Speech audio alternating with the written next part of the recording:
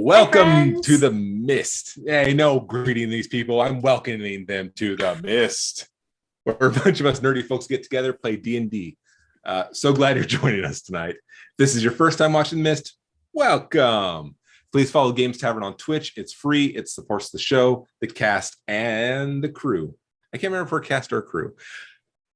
Remember, you can watch us live on Twitch, and all shows are uploaded to YouTube typically 48 hours later, so you can catch up on all the shows you may have missed. We're going to get rolling shortly, but first, some announcements. Well, remember, if you have Amazon Prime, you also get a free Prime Gaming subscription. Prime Gaming subscribers support everyone on the show and get access to sub-only emotes and to a special subscriber-only channel on the Games Tavern Discord. And tonight, while you're watching, please make sure to cheer on your favorite character when they do something awesome or whenever you feel like it. Your bits and cheers show your support for the characters, and we love you, our friends, for your support. And your subs help to support the Games Tavern production quality upgrades so we can make better shows for you. Speaking of shows, you know who's awesome? Well, you all are awesome, but D&D Beyond, now that's awesome. When you're a D&D player, D&D Beyond, that's the way to go. Make sure you go to D&D Beyond to check it out for yourself. All the stuff is there. And I also want to give a quick shout out to D&D Beyond one more time because we are going to be giving away a digital player's handbook from D&D Beyond, courtesy of them. Make sure you type epic exclamation point epic, that's EPIC, into the chat right now. The raffle is live, so you can be entered in to win that amazing prize. Again, it's a digital player's handbook from D&D Beyond. One, you need to be a follower to enter, and two, you must be present in the chat for the staff to contact you at the end of the show to win. We're going to continue to take entries throughout the show until the end of the stream when we pick a winner. We also want to give a shout out to Shard Tabletop for the virtual tabletop that makes playing 5e easier in person, or in our case, virtually. Shard has an amazing classic and reimagined selection of races, classes, and spells to choose from. And to make this announcement even better, just go to Shard Tabletop link in chat and use the promo code TGT Shard20 to save 20% on all subs. All right. Now, why don't you find people, introduce yourselves? I will also talk again. Oh. Hi, I'm Daryl, and I play Brigade Stonebuilt, your Goliath fighter. Hi, friends. My name is Jess, and I am playing Bronlyn, our druid tiefling. Hi, I'm Kyle. I'll be playing Salem Clan, your resident inquisitive rogue. Hi, everyone. I'm Laura. I am playing Kura, the human Twilight cleric. And I am Matt Fellman, and I am playing the ever creepy Doctor, the elven artificer alchemist. First step to admitting it. Warmest greetings. I am Bran. I will be your DM this evening. Now, I believe we were going to have someone tell us just a little bit of your past adventure and what got you to, well, you're about to find out where you are. I made sure to take some very good notes in this journal of mine. So last time, we awoke still within the boil after defeating the goat-headed Baltorgo.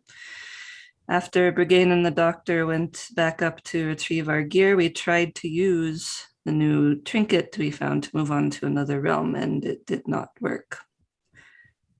So we all returned to the surface to look for the poisoner, and he'd left a note with one of the wretches saying he'd left to join the circus, and he even left us a ticket for one person to follow him to that circus. And then a woman appeared, being carried by these red blood-like tentacles, and she demanded we return what was hers which we were confused about for a bit. And soon we learned that she meant Baltorgo's head, which Salem had taken as a trophy. And after some attempts at talking more information from her, he gave it back finally.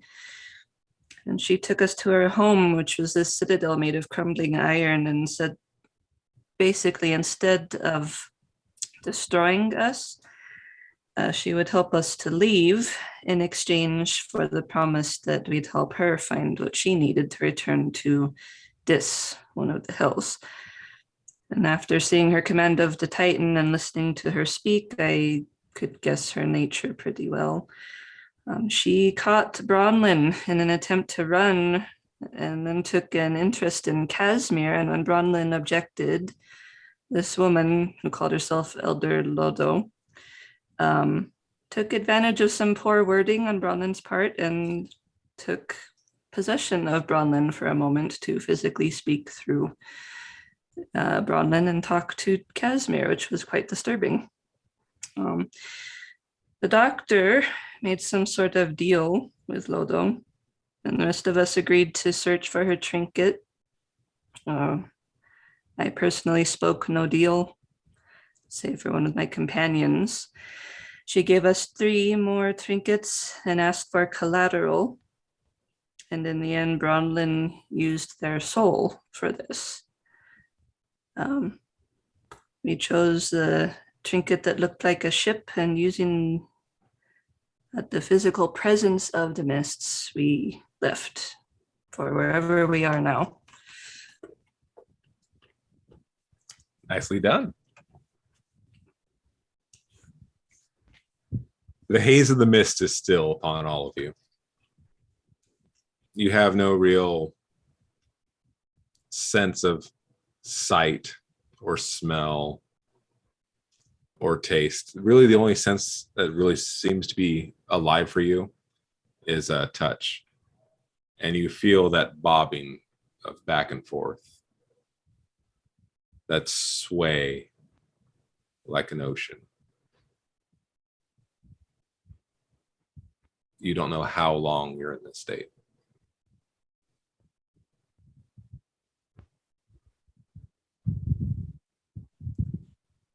Regain. Aye.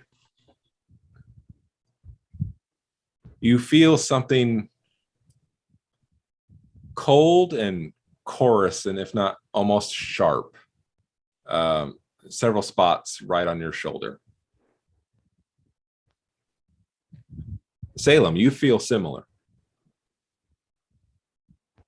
Cold, coarse, and sharp. Do I recognize this feeling?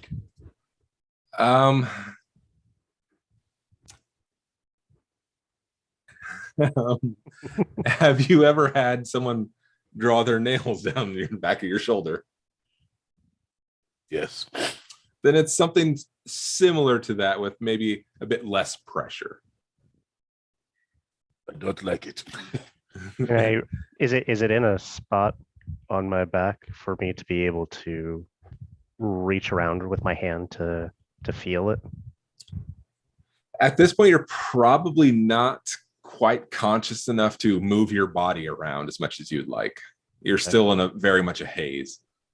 I mean, yeah, I figured I was sightless, soundless, all of that. Bronlyn, you are also sharing the same experience.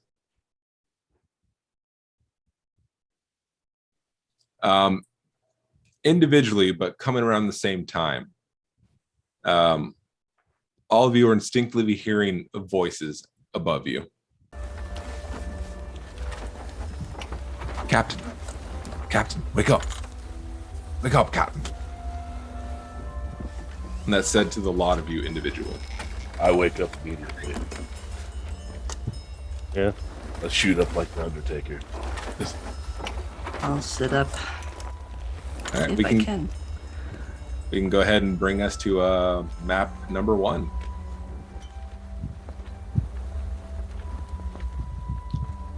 Standing above you is a perfectly full skeleton, seemingly well animated. in which you would consider traditional seafaring or pirate clothing.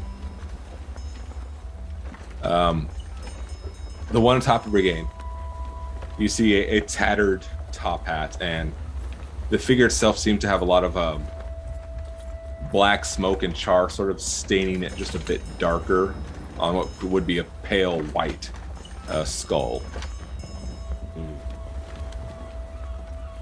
There you are, Captain. Up with you. Okay, so this is a first for me. As I stand up, just kind of, you're calling me the captain. It's obviously hard to read an expression on a blank skull face, but its hand kind of reaching up and dust at your shoulder. Of course, Captain. Who else would I be speaking to? Salem. Same experience right now. Okay. Well, where are we? Above the seas, Captain. The skeleton's kind of trying to help you up and prop you up and getting a look at you. Much obliged.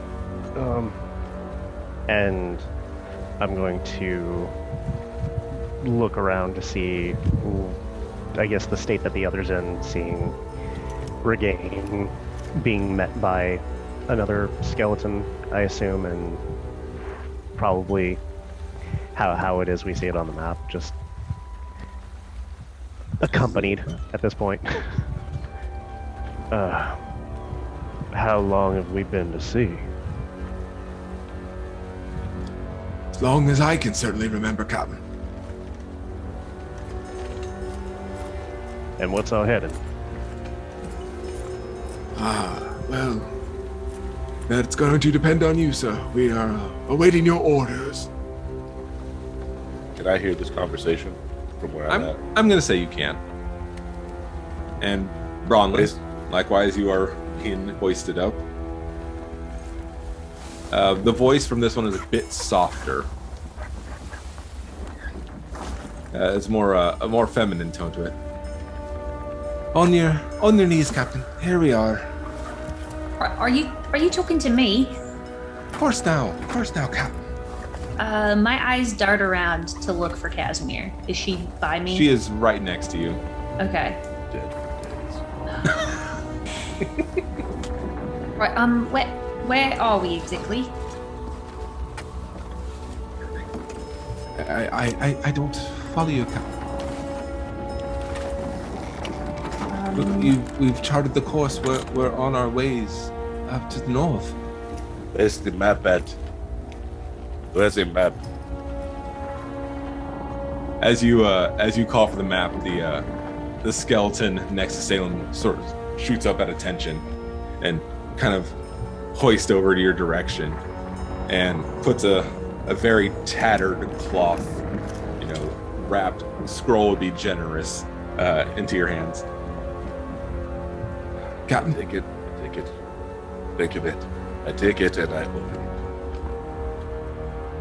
as for you, you can see on the second map. You can see the map on the second map. Copy that.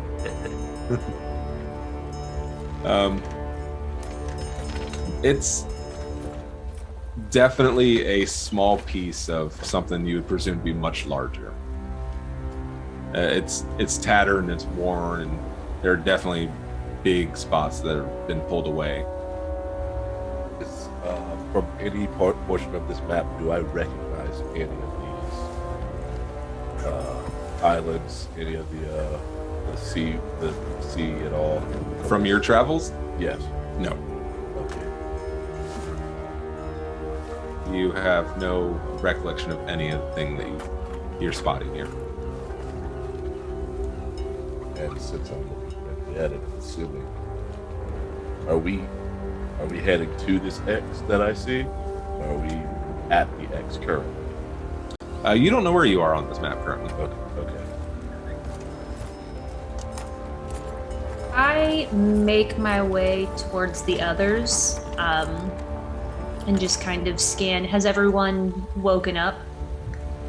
We'll say everyone should be pretty awake and moving by now. Okay. Right. Everyone did say that they can swim, right? Are you going to jump into the ocean? Absolutely not. Can you swim, Bronwyn? I can, yes. I've actually, I grew up next to the coast. I look for Casimir and I ask, can you swim? She gives an unsure no, yes, with a bit of a little smile. I mean, the only body of water near the town that we knew of was said to have caught on fire, and I don't think I would want to go swimming in a lake that just catches fire sometimes. I call for the... Where's the quartermaster? The one that had woken Bronlyn stoops to attention and makes her way over your direction. I will give that up. Where exactly is our heading? A bony finger places right on the map. You seem to be a bit south of any of the islands shown. You're sort of coming up south center.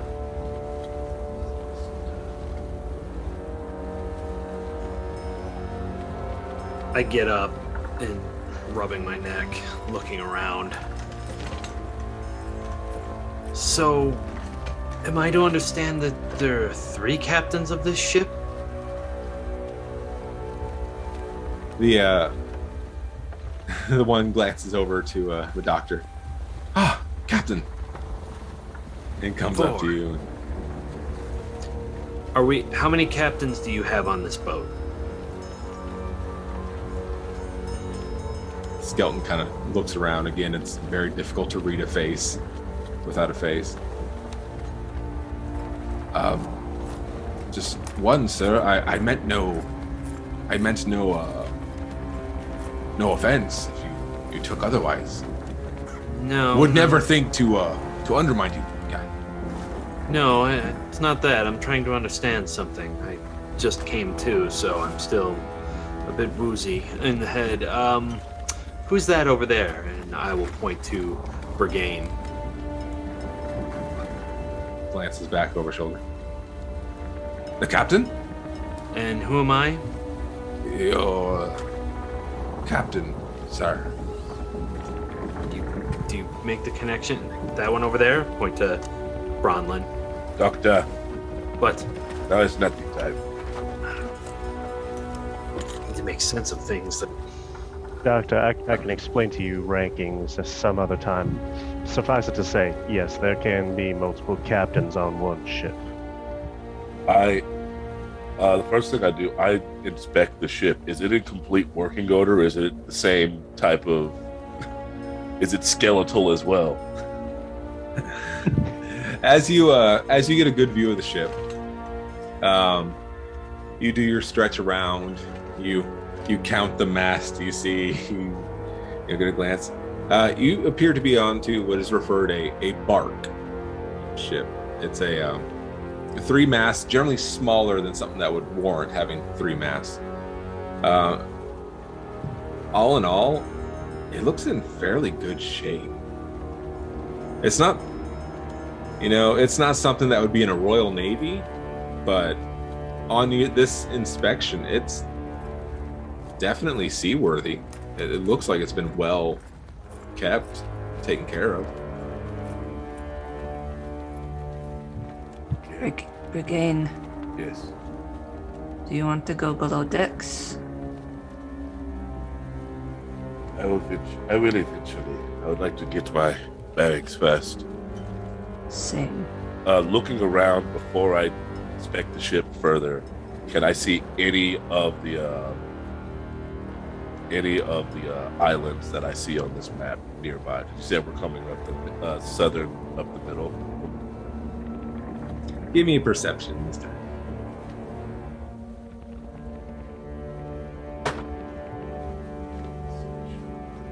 14. Yes. Over towards the left, or port if you're so inclined. Yes. You definitely are getting glimpses of an island that direction. It seems to be a bit more kind of mountainous in certain areas, so it does definitely stand out against the horizon. Does it match what I'm looking at on the map of the roost? Does it vaguely match the drawing on the map? I'm gonna say you definitely have enough experience with maps to be quite sure that that's what you're looking at. I called for the sailing master, and I tell them to point us toward the roost for the moment, until we are able to get our bearings. That is our heading for the moment. The one with the ironically enough skull cap. Right away, Captain. Runs over to the wheel. Good man. So it checks, and you feel a slight arc, and you see this just shift, kind of catching the wind. Good. Let's check below decks. Anyone else is welcome to come. I go and grab Casimir's hand to lead her down. She's clutching tight at your hand, but a lot more lively in this environment compared to the Titan. And before I go all the way down, I just yell out, "Half sail!" Hi, Captain.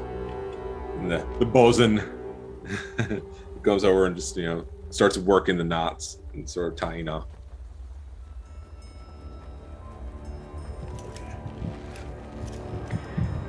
As soon as I think we are out of sight of those skeletons, I go, okay, what the fuck, man? This place keeps, everywhere we go, gets weirder and weirder. I mean, yeah. I mean, trust me. We all just kind of appeared here. So yeah, it does keep getting weirder. I mean, I like being back on a boat, but it's a literal skeleton crew. That it is. It's hilarious, but now's not the time to laugh. Sorry. Okay, let's look around. That's... Okay. I was just gonna move to one of the skeletons and go, what is the name of this ship? I'm gonna say you're talking to the of course, who's at the wheel currently. Sure. You haven't yet named her, Captain. We was hoping you'd do that soon. I'm gonna come back up. His name is gonna be name or not. Oh, isn't that interesting? I should probably wait for the rest of my compatriots to come up with that name.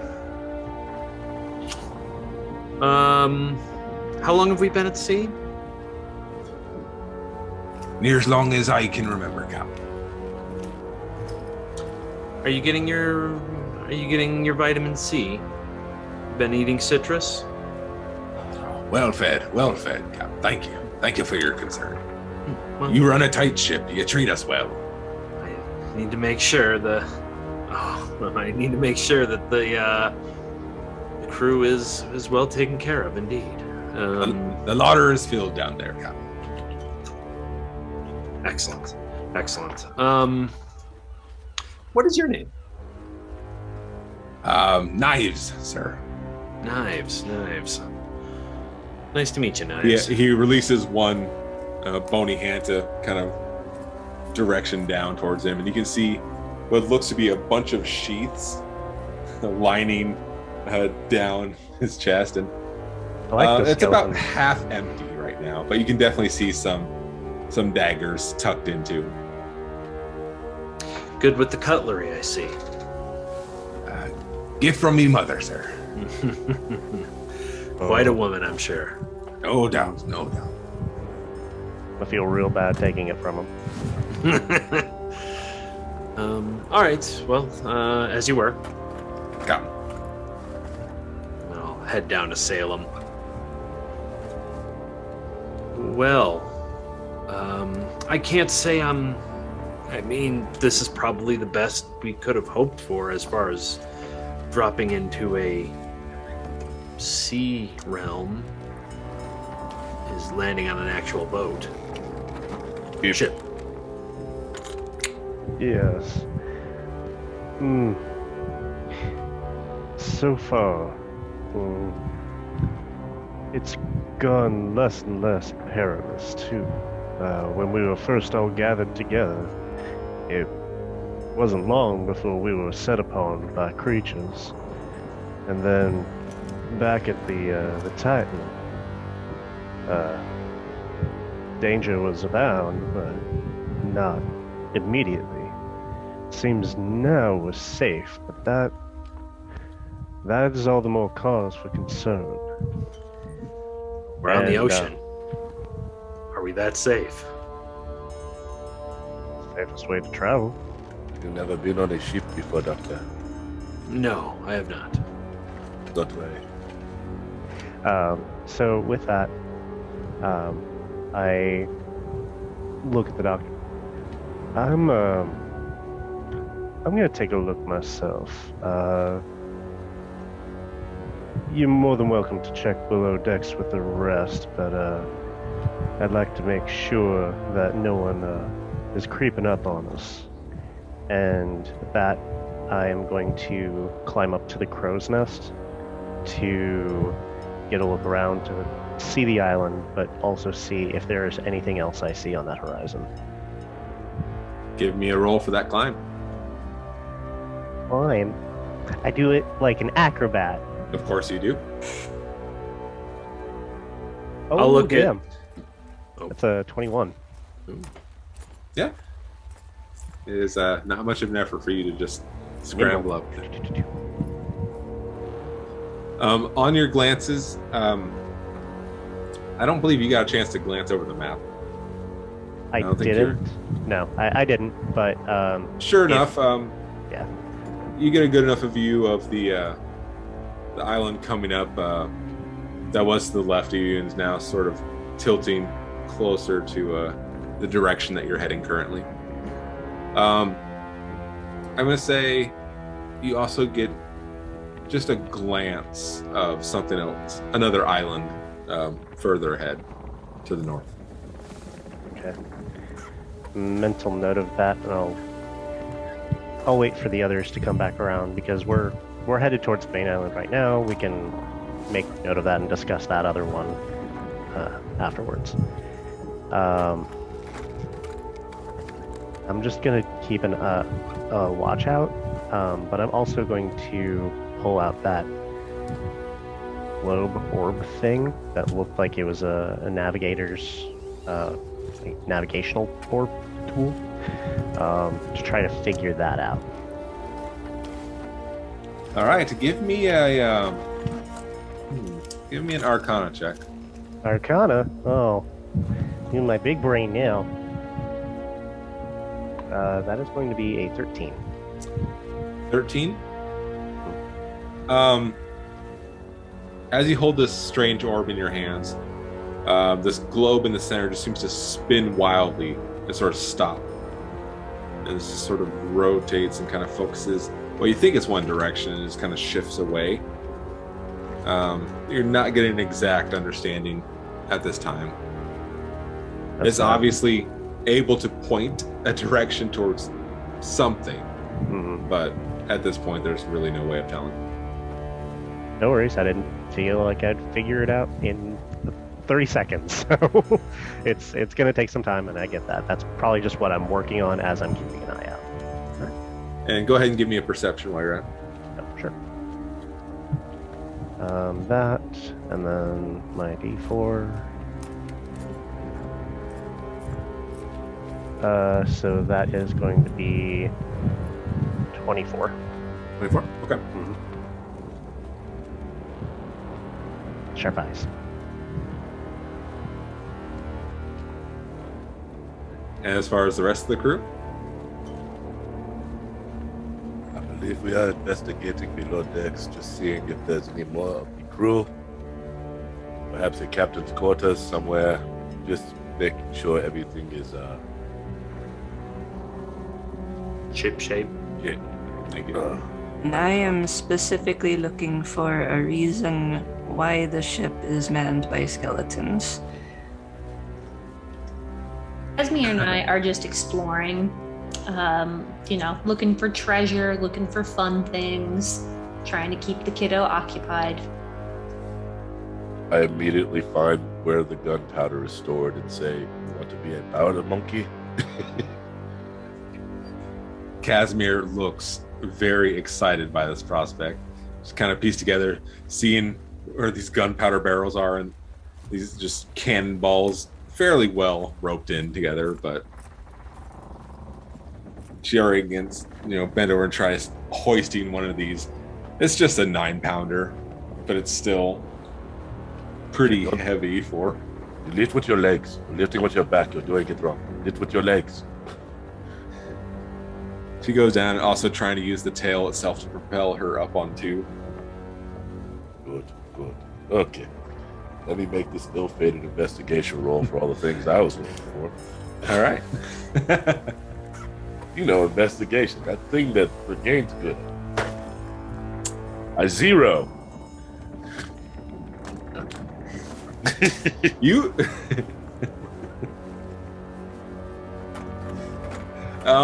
Honestly, you're just distracted right now. Yep. With Casimir at her work, you keep going. I should be focusing on, but look at that little powder monkey. It's like she's going to blow us all up. It's adorable. Did So, I yeah. do one too? Please. Okay. No one has to. You're gonna spend the day just watching her. I got an 8. I really should have just given you advantage on this. You were looking for a particular reason why it would be a skeleton crew, correct? That and just anything else that seems odd, which is relative given the situation, but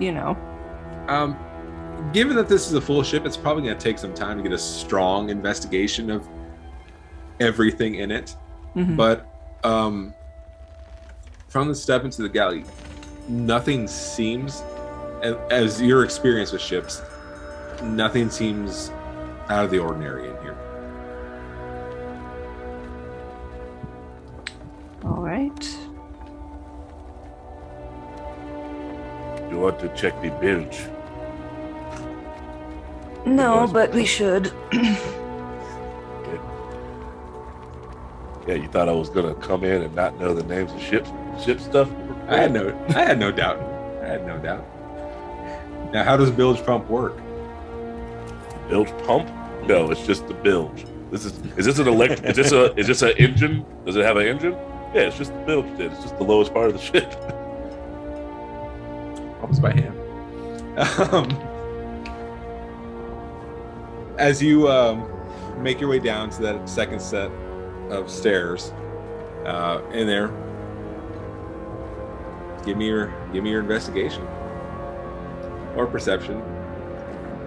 I'll do It perception. depends what you're looking for, really. Are there more skeletons? Just in cots, or just piles upon piles of skeletons? I'd rather do perception. Okay, that's fair. The one that doesn't have a -1 next to it. Yeah. Oh my god. There we go.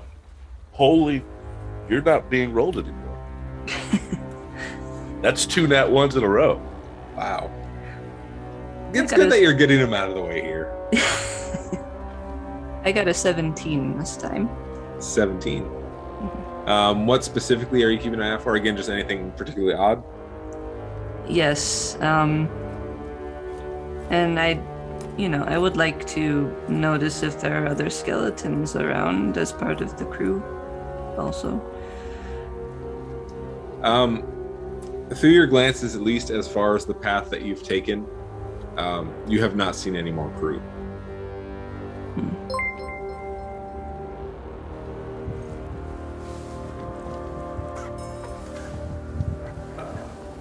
Admittedly, I don't know exactly what we're supposed to be looking for right Well, just making sure we're not going to sink anytime soon is enough, I think. Yeah, on glance, everything seems to be running very smoothly. Thank you for not saying shame. You know, we don't need to run that into the ground. Oh.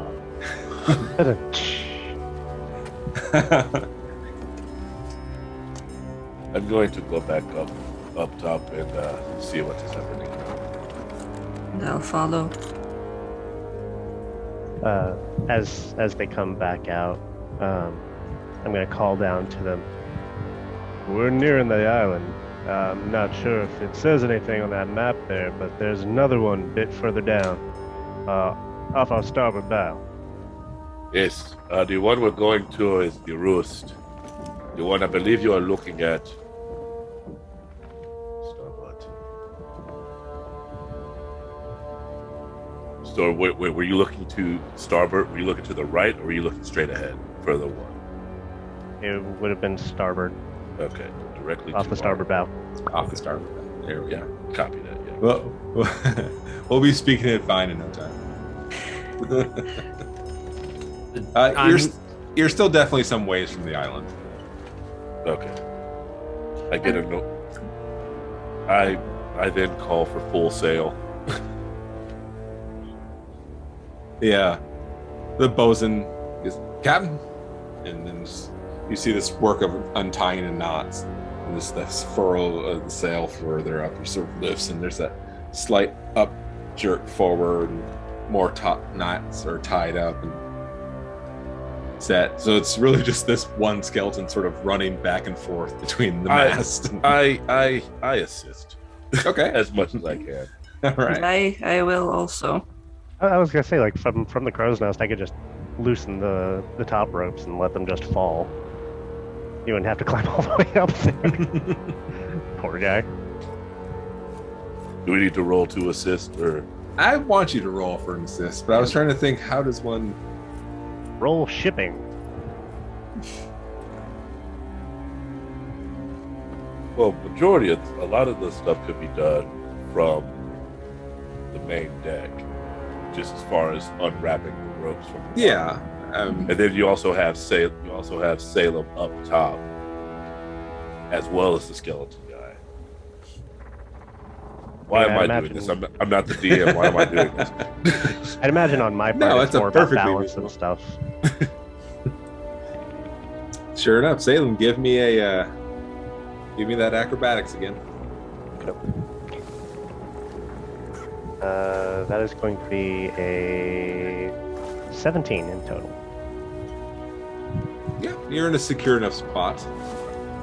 This is See, when it doesn't, when I don't need like my actual muscles, it's fine. I can do whatever. Need to pick up something heavy? Need to, push something? Lift? No, can't do that. Anything else? Yeah, I'm your guy. It's Brunner's job, lifting the heavy stuff. Not here to defend myself. Oh, you stayed below deck in the powder room? No, In the I would gunpowder. imagine we are making our way towards the captain's quarters. Are there multiple beds? Just one bed? in the captain's quarter. There is one larger bed.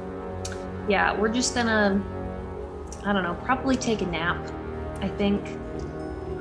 Just wait to be told when we've arrived. I can't wait to kick you out of that room.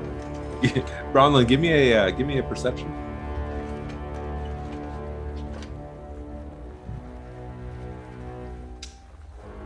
That is a 16. 16. Okay. Before you make your way to the captain's quarters, you do see Casimir attempting to pour a bit of that black powder into a small pouch. Right, what are we doing there, Casimir? She's sort of got a fairly smaller cask that she's attempting to pour some into this little bag. I'm gonna say the tongue slightly sticking out as she tries to eyeball them. Do we need some help there, little mate? Yes.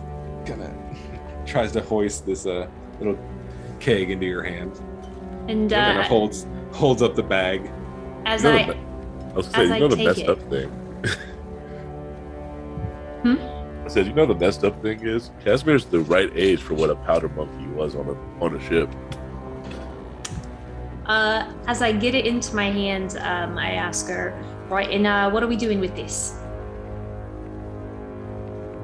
I don't know yet. And with that, I dump it in, and I say, and I'm gonna be there when we use it, right? All right. And I dump it in, cap it off. You fill up the small bag, La fanada. tie it off. And with that, go and look around for the captain's quarters. You find it's a humble but very clean room.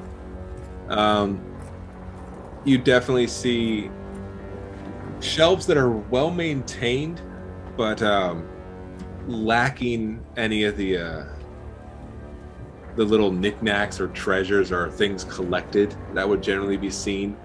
There's really nothing displayed there, but it's well maintained. I ask her,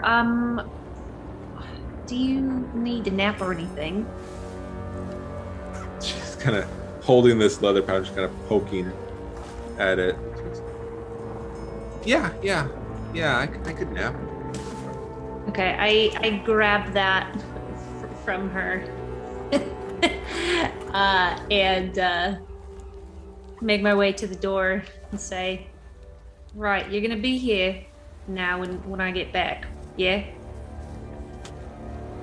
Nods her head, still a little salty about you taking that away from her. I'll hold on to this, and when we're back together again, I'll give it to you, eh? Sound good? Yes. Right. Nighty-night then. I make my way back upstairs. Kind of pouts her way onto the bed. Weird spot.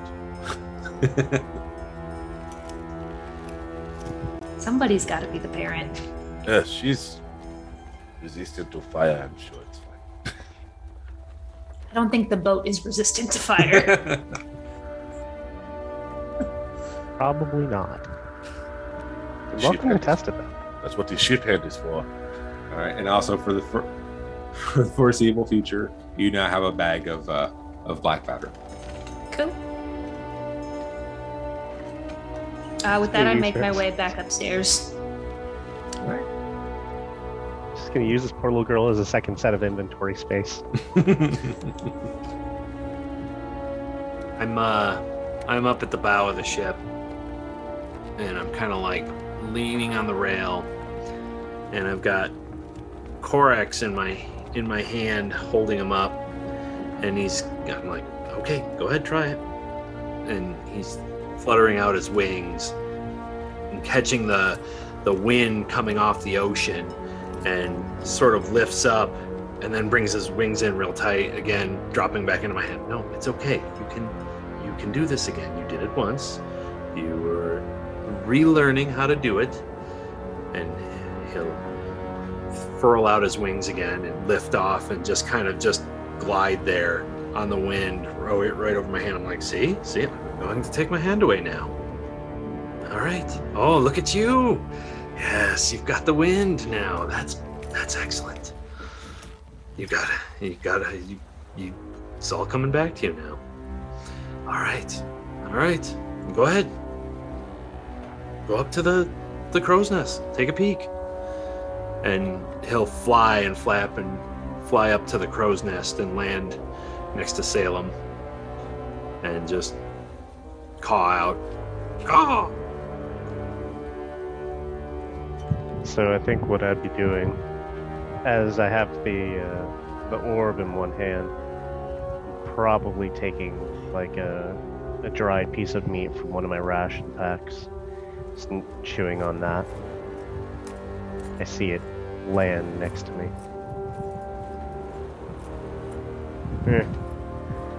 I tear off a piece of meat and I hand it to the Orvid.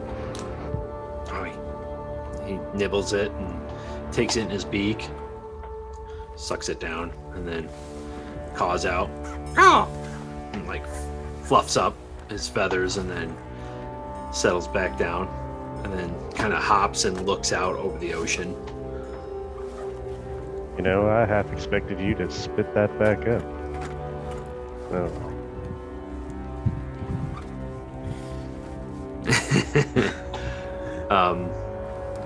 Meanwhile, back down, I'm gonna be looking at the little hatch down at on the lower deck. I wonder what goes there. I look around to see if any of the others are back up on deck. They look busy with like stuff. I'm gonna climb down and see what that is. First, give me a. I'm gonna need a strength check on that. Oh, that's athletics. Are we doing here? Yeah, athletics. Ooh, I rolled a 15, got a 6. I rolled a 16, got a 15. Yeah, you're able to grab that big iron ring and hoist that up. As you glance down there, this seems to be a storeroom. Anything in there? A smaller, obviously not the main larder, for all the food and the grog and all that stuff. But this does seem to be a secondary, sort of just stash away. Currently, there doesn't seem to be anything in there. Boring. All right, I need to go find a place. But good to know for future reference. What was that? But good to know for future reference. That's true. So I'm gonna let that slam back shut, and I'll climb back over the railing. All right, I need to go find a place to set up a work area, and I'll walk past these guys, and we need to come up with a name for the ship. Apparently it doesn't have a name. We need to come up with one. I was gonna give them one, but I thought I would be benevolent and include my friends in this as well. I'm assuming I don't hear this conversation because I've moved up to the helm. Oh, yeah, I just moved to wherever everybody was. I'm up at the helm with one skeleton. I moved away from everyone. So just Kira and Bronlin. Yes. As the doctor starts talking, I walk away. I go and stand by Bronlin. Or I'm Bronlin. I go and stand by Brigade. You stand by yourself. Stand alone. He will actually just then hit, as they leave his gaze, he just his gaze shifts to Kira without missing a beat. We need to come up with a name.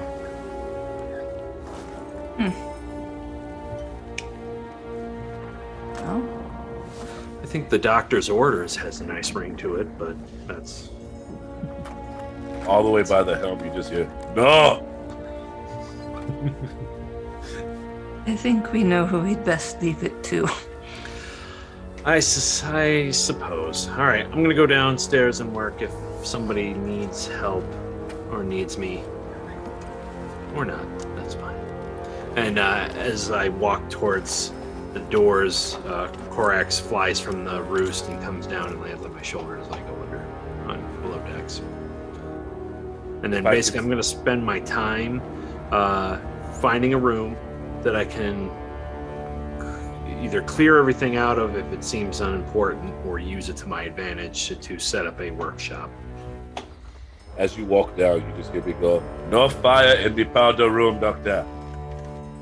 Oh, all right, yes. I know that. I mumble to myself as I go down. As I mumble, "Idiot."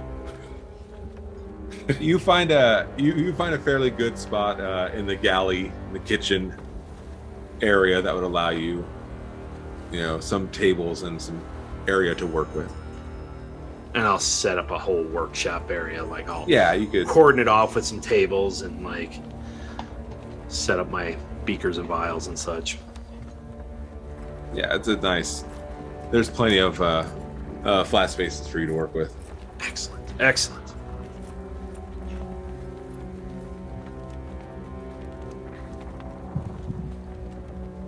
After a little bit, I will head down from the crow's nest and stop by Kura.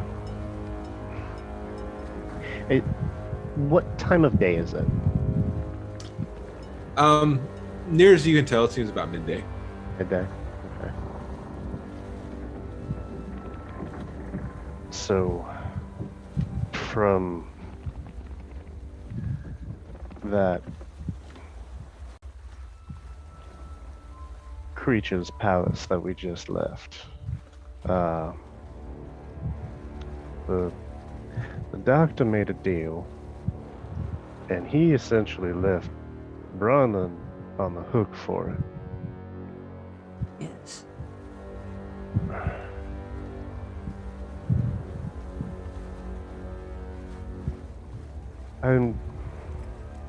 I know it's been a rough couple of days for you. How are you holding up?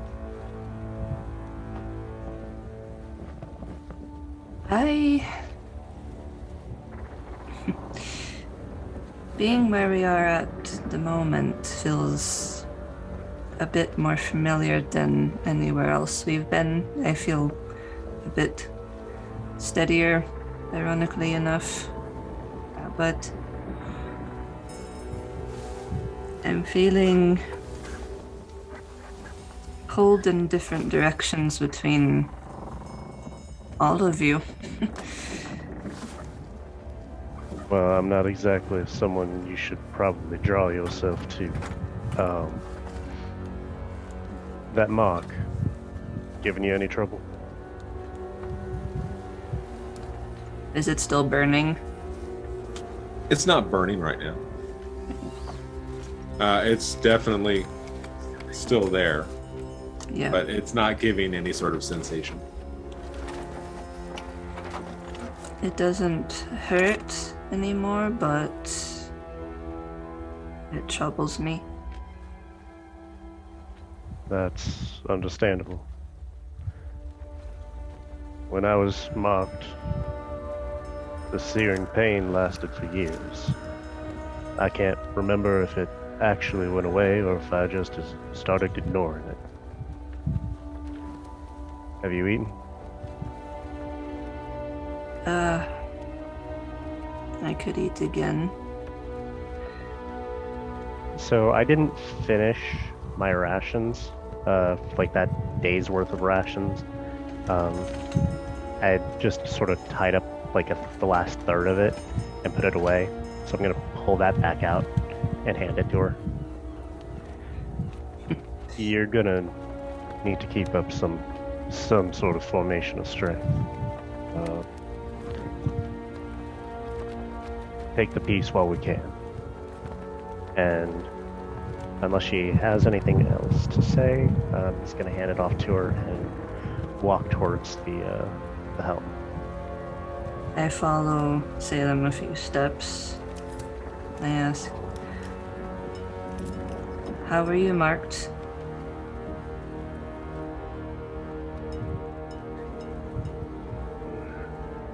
For what?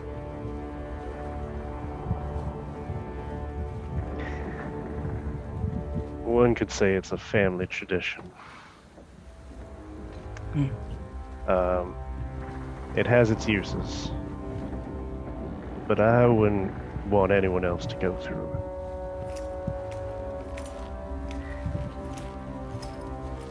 it. And I'll look around to see if anyone's watching, and if no one else is, what I do is I pull the collar of my shirt around and down towards, like, just above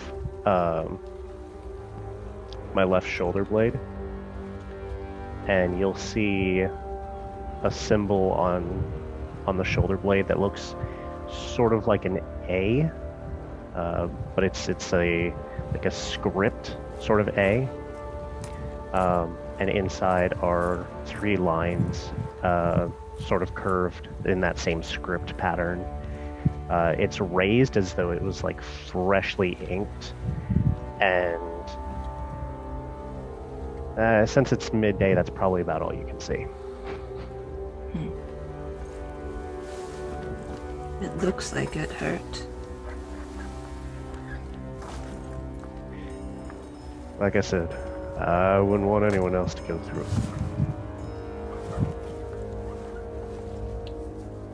But it serves you.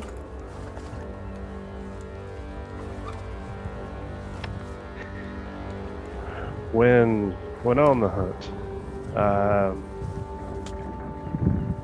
I chalk a lot of my skill up to necessity. I was never as big or strong as my siblings, so I had to learn to compensate. I had to learn how to protect myself from the unknown of the bush. I had to learn what the warning signs were in the marshes. Anything out there, well, they were the predators and I was the prey.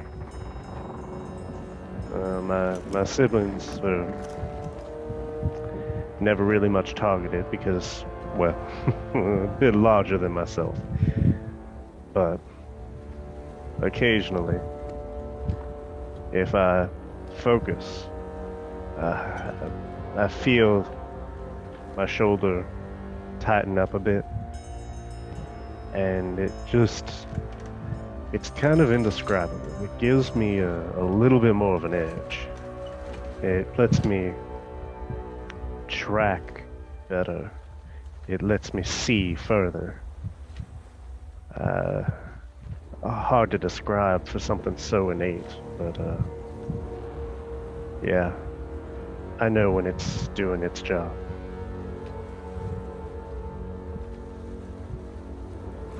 Well, thank you for sharing it.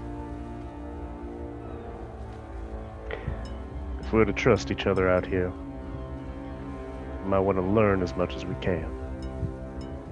I'm not asking you to divulge anything to me, but if you know how I operate, that'll just serve us better.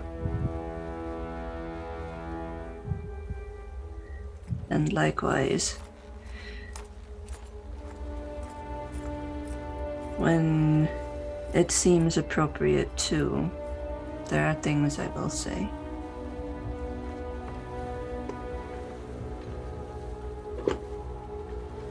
In good time. In good time. Yes. I'll give her a pat on the shoulder and head up towards the helm. And I go off to the prow of the ship and watch. Brigane, you are at the wheel, yes? Yes. Yes. The the skeleton referred to as Knives. Quartermaster standing there. With respect, Captain. Yes. Why are we off to the roost? Are you looking for a blessing? Are you? It's a holy place. At the moment, a few of my my compatriots find themselves a bit seasick. We need to get them onto solid land for a little bit, then we'll be heading back to the main heading, which was, again, please remind me, I had a bit too much rum the other night.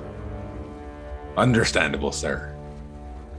We're going after the Great Hunter, as I recall. The Great Hunter. Aye, that was your plan. Yes, it does sound like me. Had some supplies to get, some bit more firepower, and then we're taking the fight to him, as you said.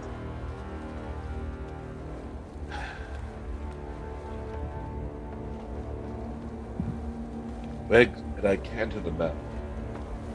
Quartermaster, remind me again, where am I heading for? Where is the hunter located on this map? Afraid not on this map, as far as we are aware, sir. To the north is last sighting. Calliope's regret. Further than that, I'm afraid. Unless he is coming out on the hunt. He is to the north further. We don't quite have it charted yet. Very good. Thank you. Once we can pass the wall, we'll get it down, and we're gonna get him, Cap. I know we will. But before that, let us stop. A few of us are feeling a bit uneasy at the moment. As you say, Cap. And I just continue to man the helm.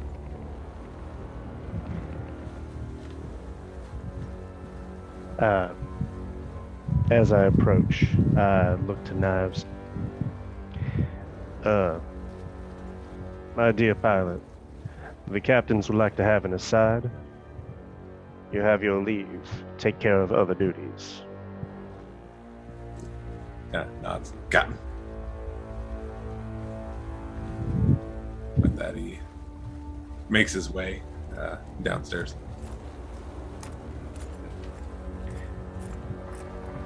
So nearest I can figure, and I'm assuming I heard at least the last part of that as I was walking up. Nearest I can figure, according to them, we've been here who knows how long, on this same heading, not stopped at any sort of port of call, and your grand plan is to go after this hunter, whoever. Not my grand plan, but I don't want them to suspect that we don't truly be monkeys. Again, I understand. We all just got here. Yes. But at the moment, Question is, who gave them this plan? They seem intent that it was you, but it was not you. It was not us. I suspect whoever was their captain before they all met their aim. But currently, I just did find out that the roost is apparently a holy place where we can receive blessing. Or it's another horrible place where we'll have to kill a bunch of things. I don't know. But it was the closest place to where we were that looked viable and had at least a dock pictured on the map. The other place has a huge dragon pictured in front of it and wasn't going near that place. Probably a good call. And I was a navigator. Of course. What all did you find below decks? Standard fare aboard a ship, cannon fodder, quarters for the crew. Everything seems a bit new, and yet the crew is dead. Well, hardly the strangest thing to happen to us. You know? No, not even the weirdest thing to happen this week. You know, for everywhere we could have landed, I'd say it's a decent fortune we find ourselves running a ship. They haven't named it yet, and I by no means am trying to force anything upon anyone. But might I submit bona fortuna? I was thinking Luz de Luna. Well, then by your leave, Captain. Thank you, Quartermaster.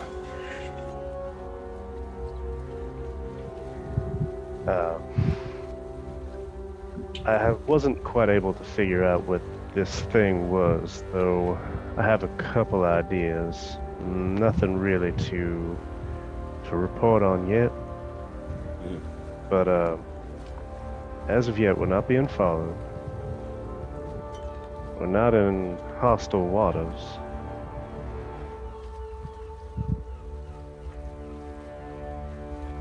Salem, have you sailed on a ship before?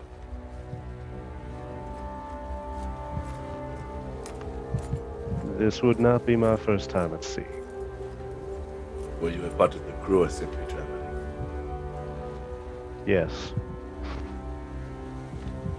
Good answer. In my experience, you're always in hostile waters. If you always assume that, you'll probably stay alive longer. Fair assessment. Though I would rather not alarm the others. Sure. It's part of the reason why I wanted us to get to solid land first to get our bearings. Lest some beast from the deep decide the ship would make a good meal. Or another group of ships decides, oh, it's a ship full of skeletons, kill it. Yeah. Well, hard to make any sort of judgment calls right now. Sure. And but also, and I'm assuming Knives gave me back the map. Yes. Okay. I show the map to Salem. According to Knives, this hunter is beyond even this map, further north. So far, it's just these three places that we can see, and I chose the closest to us for prosperity's sake, as if it were me. Hopefully, if there are people there and they are not skeletons, we can receive a bit more information outside of these obviously bewitched skeletons. As you say that, the two of you are watching the bosun periodically move to the mast and working the rigging. But as she does, there's this odd, eerie, like whistling of a tune from her, which is just unsettling when it comes from a skeleton. Do I recognize the tune? You're familiar with it. Is that Johnny Glover? I've never heard this song sung so creepily. It's usually everyone's drunk and singing it. The spirit definitely doesn't seem to be the same coming from. Well, she should stick to these sad ones. Could you sing Lowlands? The whistling just cuts off. Yes, I can, Captain. And so the tune just sort of slowly starts to escape from.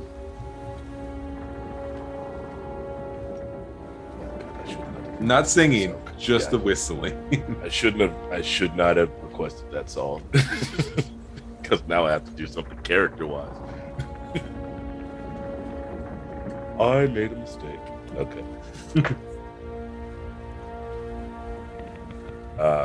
About how far would you say, Bran, are we from the roost at this point? Because we are full sail. I'm going to say at this point you're maybe half an hour away. Okay. You're coming pretty close. As they approach, you can see up towards the cliff's edge and towards the mountains. You can definitely see the temple that's crudely drawn on the map, and definitely what Knives was referring to. You can't get a full examination of it, but there does appear to be a large black bird, presumably a statue, up towards the top of this temple. Oh, well, at least we know the doctor will feel right at home here. As I look around for that creepy little bird of It went below decks with him. Oh, I don't like that thing. I saw him working on it. I saw things that no one should ever see. The amount of removal and putting stuff back into there. Gang, Yes. if Yes. I may, Yes. let the doctor have his plaything, or else he might start working on other sources. Oh yes, I figured that out long ago. Still creepy, right? He's totally creepy. Creepy aside, I'd rather him have the bird than find him trying to work on someone's innards in the middle of the night. He told me he drugged me the other day. Yes. You knew? No, I was there when Oh, that you whole were- exchange happened. Oh, you were awake? Yeah, I'm a Okay. pretty I was- light sleeper. Okay, I was very preoccupied with the fact that he said he put sleeping juice in my milk, which is weird because I normally don't drink milk. I think he just puts it in whatever drink I'm drinking. I'll keep an eye on him, but regardless, I'd rather have him on his side than working his ends against us. True. We are going to have a talk about him throwing acid at the goat guy. Yes, that was that's it. a bit of a perturbance, but Conversation for another time. let's As focus these on two- making a call. As Oh. these two are having their aside, I walk up and look at Brigane and ask about how long do you think we have until we make it there? He just looks around for 2 seconds, about half an hour. Right. I'll go get Kizme and tell her to get her things. She's still in the cannon room? No, I found her somewhere to sleep. Captain's quarters. I thought it was probably safest place for her. Tell me, tell me, do you really think she stayed in that room, or did she go get some of the black powder for herself? I don't know. I've never been a parent before. This is neither. very new to me. I'm still a kid. What? I'm very young. You don't know much about me, mate. You and all with look that- relatively the same, except for like one or two of you. And with that, I turn around and start going back. Everyone Yeah. on, real quick, everyone on deck, give me a perception. Brigane, do you think I have horns? I don't. Got an 18. 17. 19. 19. That's gonna be a 21. 21. All of you are somewhere in the back of your peripheral listening, if we will. You've heard a song going for some time. Mm-hmm. First instinct is it was probably the bosun, but you realize it might not have been whistling at this point.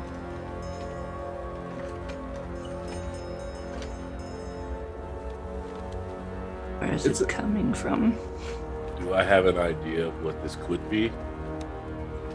You may have a suspicion, What but it's do I Such- have to roll? it's. Give me history.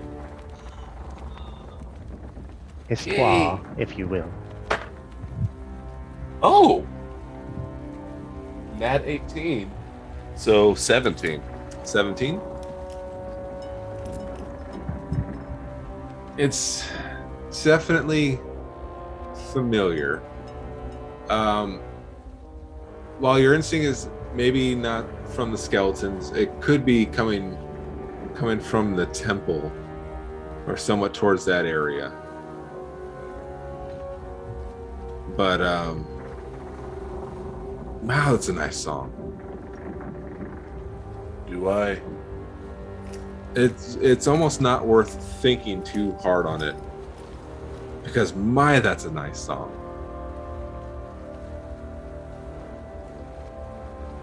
Have I made it below deck? Yeah, there's nothing stopping you. Okay. What is? Did I roll too low? Because my first thought is there are definitely sirens in this temple bringing us to the damn shore. That's Daryl's thoughts. I was wondering if I would suspect.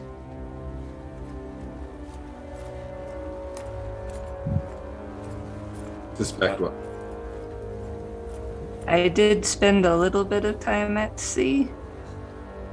Maybe enough to learn some of the more common perils in terms of creatures.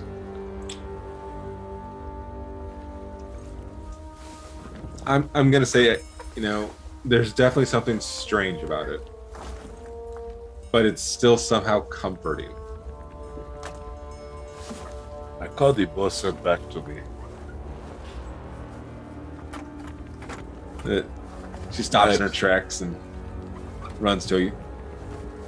Cap, What do we know about this monastery? Why am I hearing singing coming from here? puts a hand to the. Skull. Dink. That isn't quite common there, Captain. They're not much singers. You not be thinking of. What are you thinking, Captain? My first thought is this was a siren song.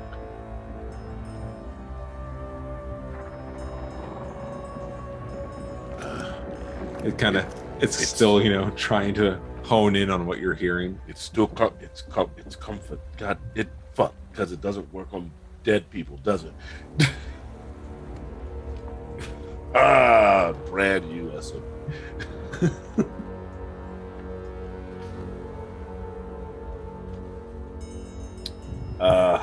Salem. Is Salem still next to me? Yeah, I haven't moved. Salem, go get the rest of us. We have a decision to make quickly. Because I'm very concerned about this. I'm navigating my way through right back to the captain's quarters.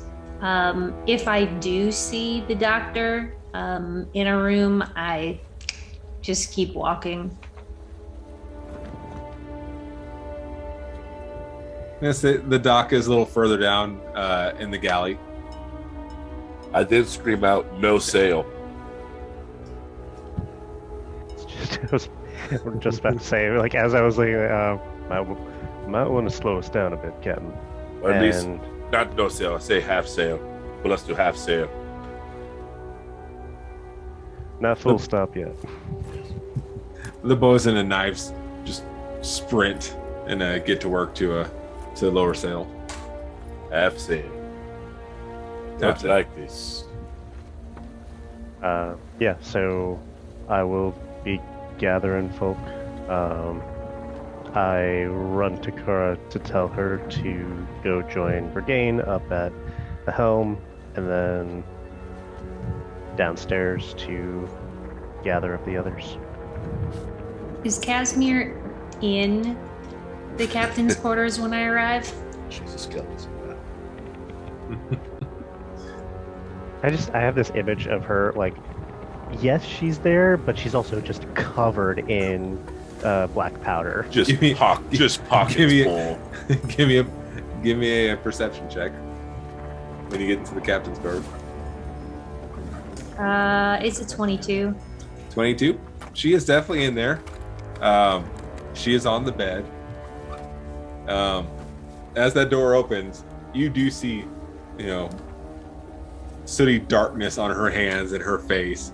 You can definitely see that she's breathing rather rapidly. And Starting to like this kid. right, what did you do? Casimir, I thought you were taking a nap. This doesn't look like a nap. I was taking a nap. I did take a nap. Right, and what else did you do exactly? I checked to make sure that the powder was okay. Is there like some water jugs or anything inside that she can like get cleaned up with? Yeah, we'll say there's a wash basin and a pitcher. Okay, I point over to it. And if she doesn't start walking, I give her a stern look. She gives the ever quickest the side eyes before making her way and starting to splash into that water. Right now, hurry up. We're about 30 minutes away from the island. So let's go. Does a quick scrub and wash, just tries to, as quick as possible, to be presentable. All right, let's go. Cheeky bastard. You see that little motion where you kind of pat for, if you like, for one of us, if you're like looking to make sure you got your phone and your keys before you walk out the door. Wait, she does the pat? She does one of those little pat motions. I hold out my hand to receive the gunpowders. Just let her keep it. Are you upstairs or are you downstairs with us? No, this is Daryl. This is Daryl saying, just let her keep it. She fishes into her pocket and sets out one of the gold pieces that the wretches gave her. Oh no, you keep that. She sets the gold piece towards your hand. No. You keep that. Is gunpowder. That's what I'm after. Fishes in the other pocket. Again, there's another little coin that she offers instead. Young lady. I said gunpowder. But we're getting to the island soon. And you can have it. And I should carry it. Why did he have to pick this one? Fine, let's go. And we make our way upstairs. Make your way upstairs.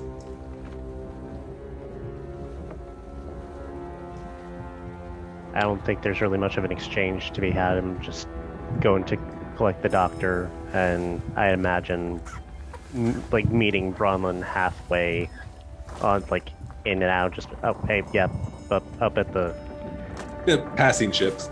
yeah. Is there a spyglass anywhere around me at all? I'm going to say that definitely within reason, yeah. Rolling around on deck.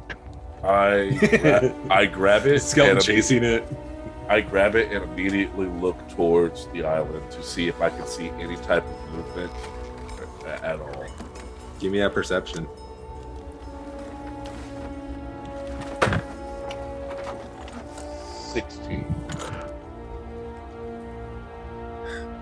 There's some rather large looking seabirds in the sky, fairly close to those cliffs. Like, when you say large, like they seem large from here, even with this. Please tell me you don't have an island full of rocks. Please tell me you didn't do this, Brand.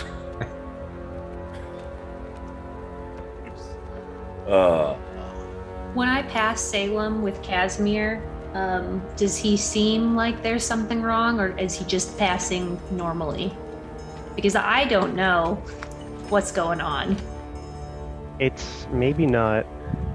It's not a sense of something's wrong, just more urgency of, hey, we need to meet up at the hill right away.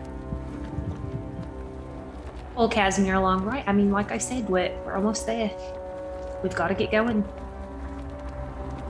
Oh, how disappointed you're about to be. I was like, we're changing course. After I take a boat.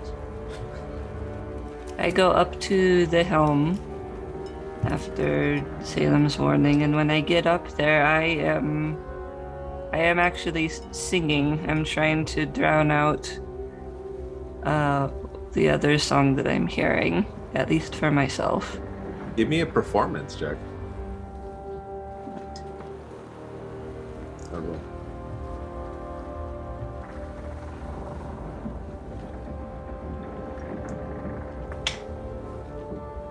A 13. 13? Mm-hmm. Okay.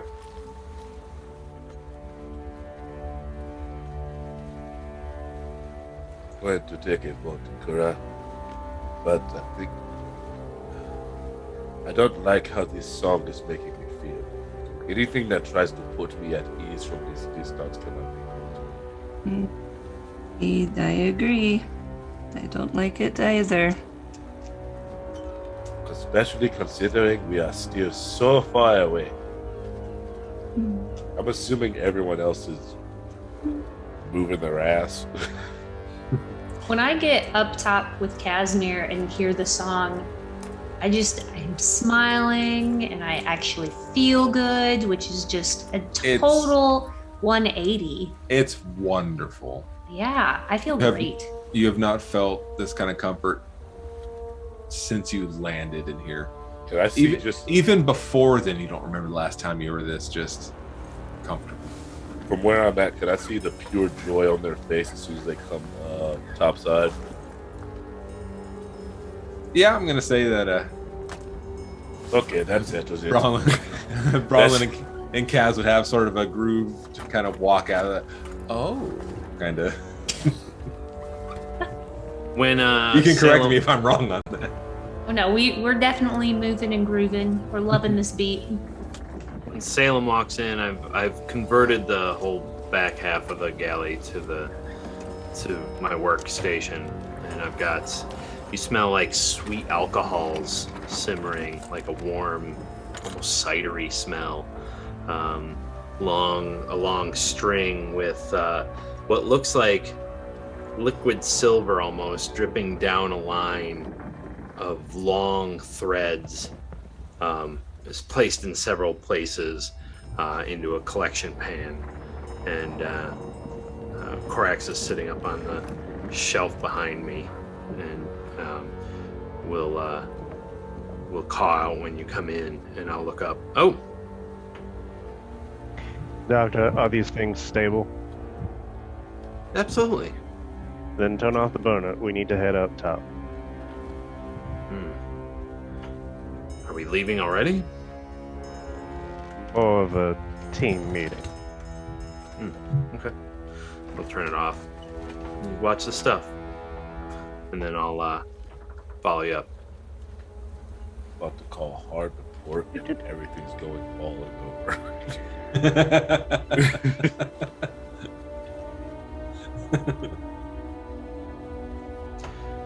Come up on deck. Rather starboard, excuse me. Do I hear the singing, obviously. You hear it.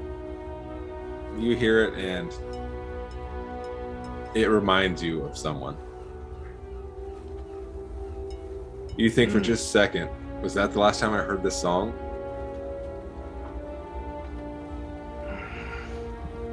Was that their song?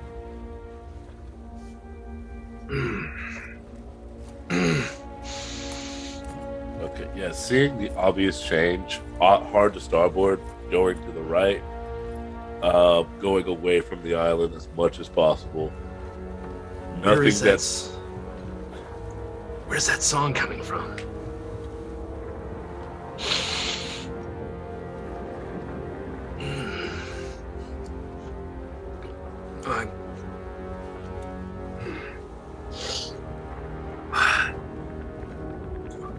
Where's that music coming from? Who's singing that? I'm looking around. Yeah, you just feel the ship. Yeah, there's that just lurch. It just lurches. Hard to starboard, full sail, hard to starboard. Yeah, there's just this sudden lurch and everything.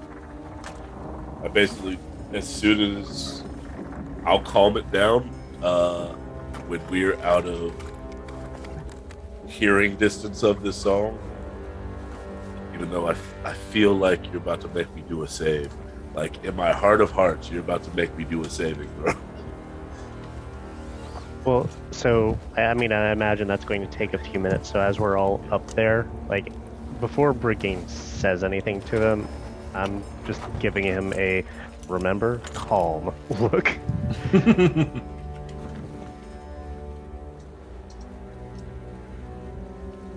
Can I tell that we're changing course away from the island? You have a very good assumption that that sudden lurching motion and this sort of straightening up and the wind sort of now hitting you in a different position. That definitely seems to be the case. My eyes get a little squinty, and I call out to Brigane, what's going on? I thought the island is that way. What's happening? You hear the music? It sounds beautiful. That's why we're leaving. Why would we do that? It doesn't make any sense, mate. It makes perfect sense if you know what to listen for. The beautiful song. Have you ever been? No. No. This doesn't make any sense at all. As Brigane is fighting the wheel to do that just hard starboard, or anyone still looking towards that island, you see just a series of figures of just wings opening up, and sort of, kind of hard to read at this point, but it's obviously a winged creature or bird, and it seems to be hovering, sort of watching the ship as you've steered course greatly. It would seem we're being spied upon. Doesn't matter. Not going there. Tell me if it starts chasing us. You can definitely tell him right about now. The sand, it sounds to be getting a little bit louder. These things also seem to be coming towards us. And we'll take our break right there.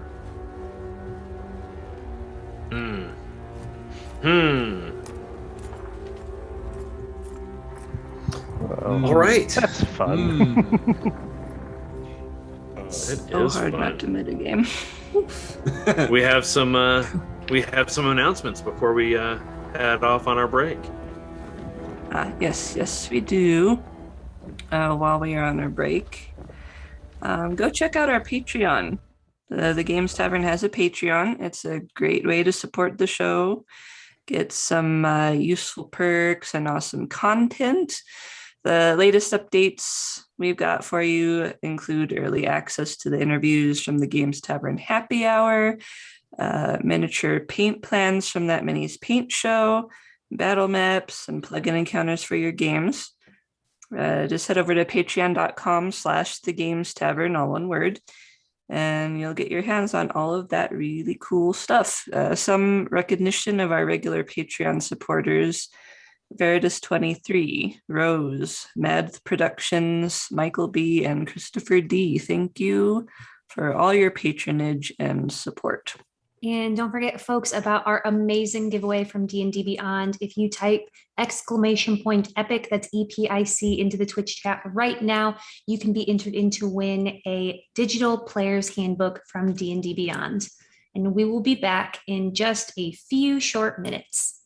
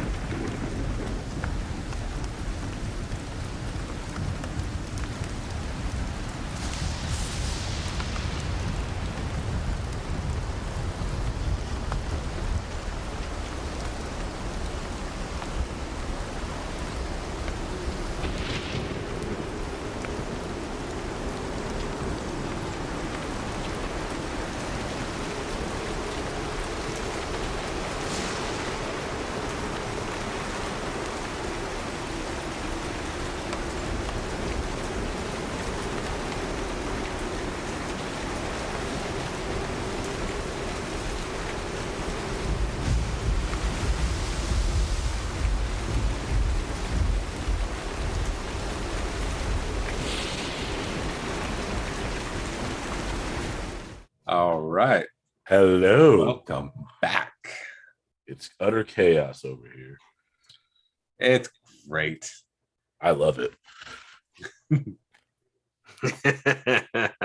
All right, crew. You have seen these flying figures exit from some caves somewhat close to this temple.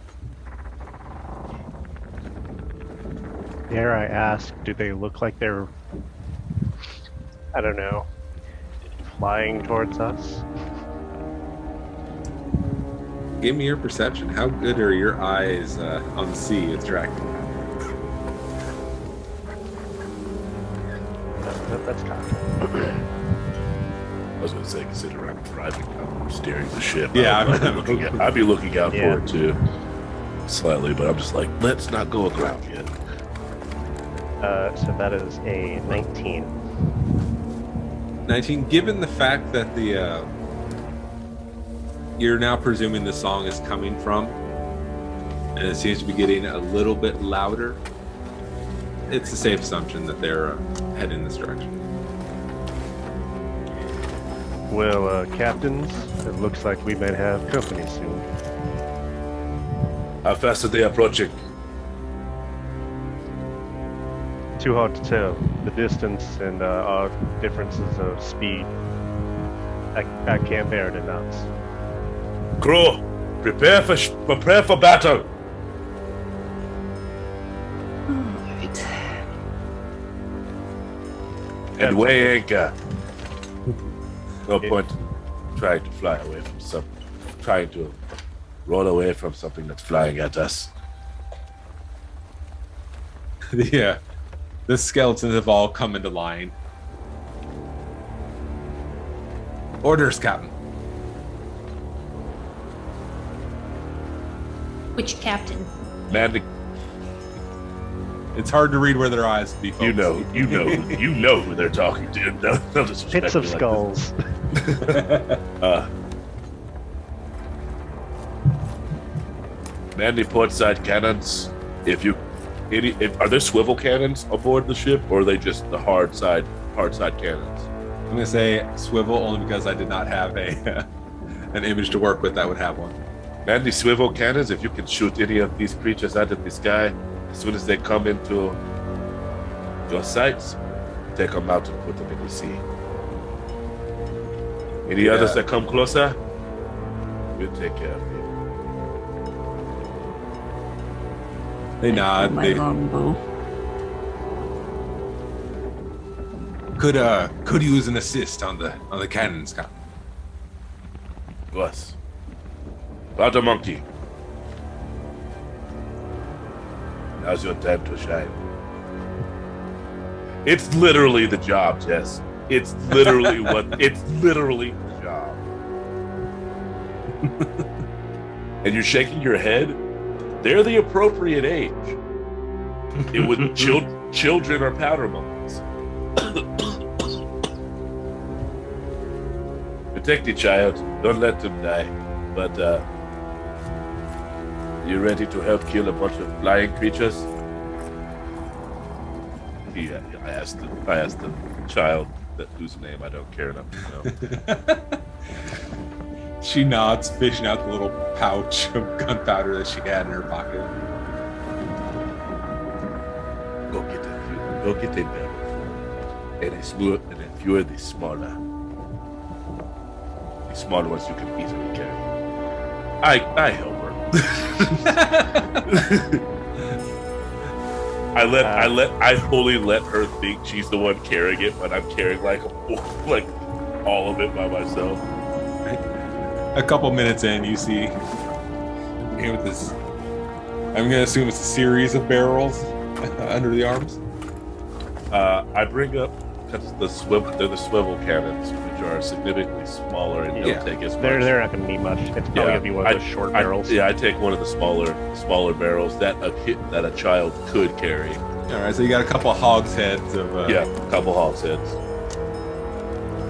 Just literally like 3 hogsheads and I would say 10 cannons per. probably overkill, but I don't know what you're about to throw at us in this dread realm. The one that went to the swivel gun, is that knives? No, that would be the gunner. No one has gotten his name yet. His name is okay. As far as I'm concerned, his name is Gunner right now. Gunter the gunner. I'm calling them by their title on the ship. That's fine. Because I would know that in the time of wartime, the captain has absolute power and no one can question them. So I call you what you do, and you do what you do. All right. While this is going on, I'm in my pack. I'm into my tinderbox. And I want to take out some of the lighting batting. And I want to poke a bit into my ears. Okay. Don't know where he got it, but Verdane has a tricorn hat. Not really. There's no way there's one that fits my big ass head. So Knives is the one with the top hat, right? That's the gunner. Knives is the female skeleton, the quartermaster. The one that picked us up. Yes. Okay.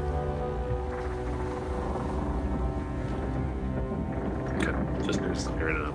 Knives, bosun, and gunner.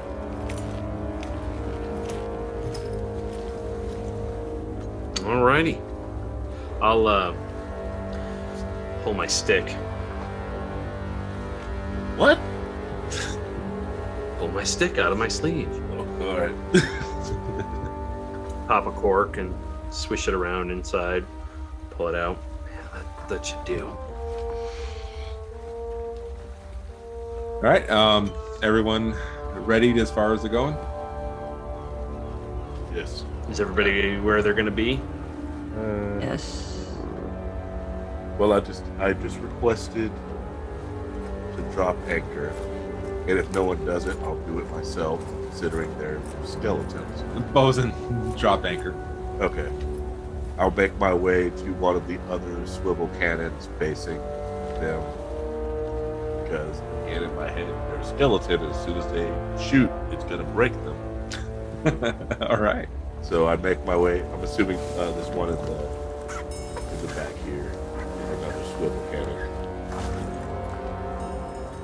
All right. I'm also going to cast Twilight Sanctuary. Okay. So we're doing the temporary hit points again, so give me a second for that. Sure. Praise the And- Lord. Everybody gets 7 temporary hit points, Ooh. and all the light around you goes significantly dimmer.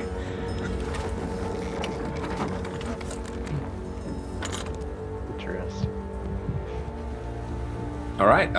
At this point, you're able to count out 6 of these figures coming in.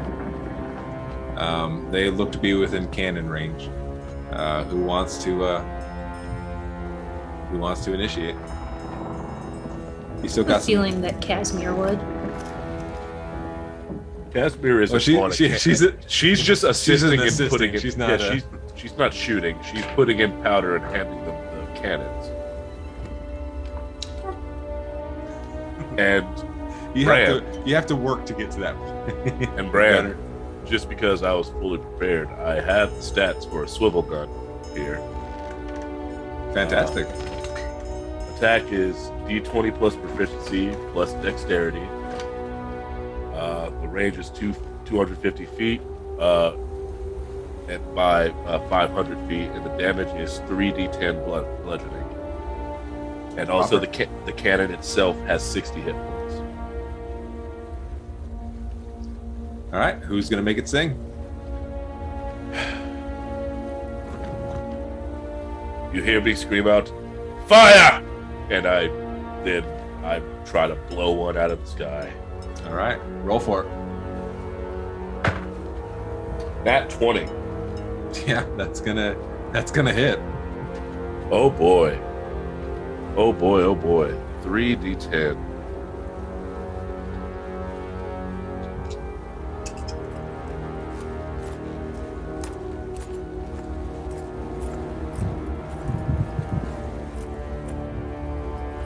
I rolled way too well. No such thing. That is 46 points of damage. Oof. Yeah. There's that loud from the cannon, and it just sails perfectly as it just sort of catches one of these creatures just dead center. And you just see an explosion of feathers fly up into the sky, and nothing else after that.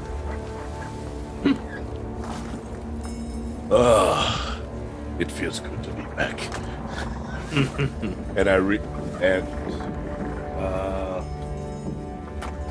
don't know, can I bonus action reload? I'm gonna say since you have an assist, Okay. that's reasonable for a bonus action. Okay. Then that's my turn. Bonus action reload, that's my turn. All right.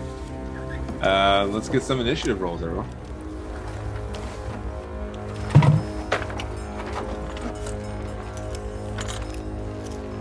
Dice 14. Dice give it, dice take. 8. 12.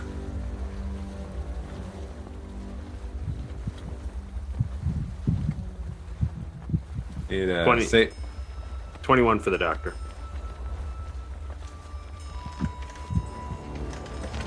and 16. 16.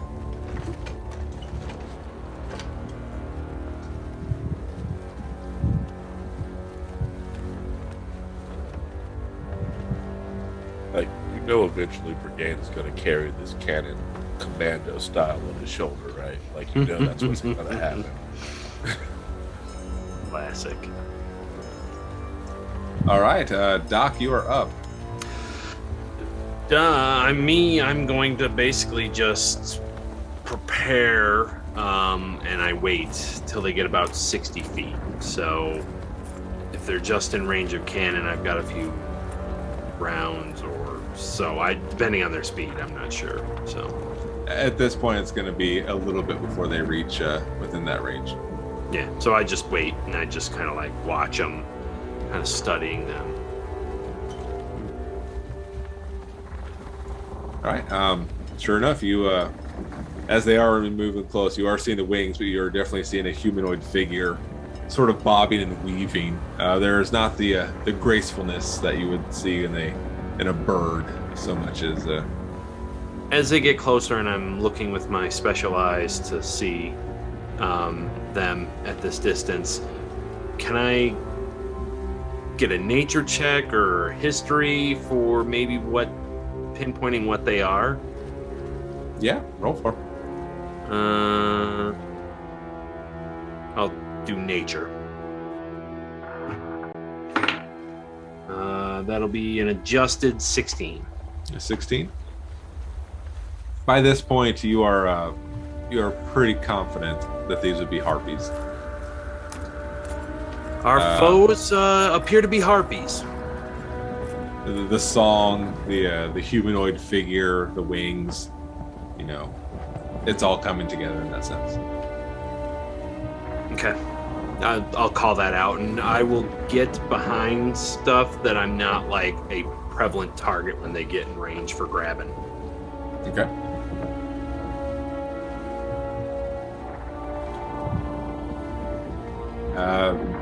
That would bring us to Salem. Yeah. And they're not close enough for him to do much. You're still looking at probably at this point another 200 yard or 200 feet, excuse me.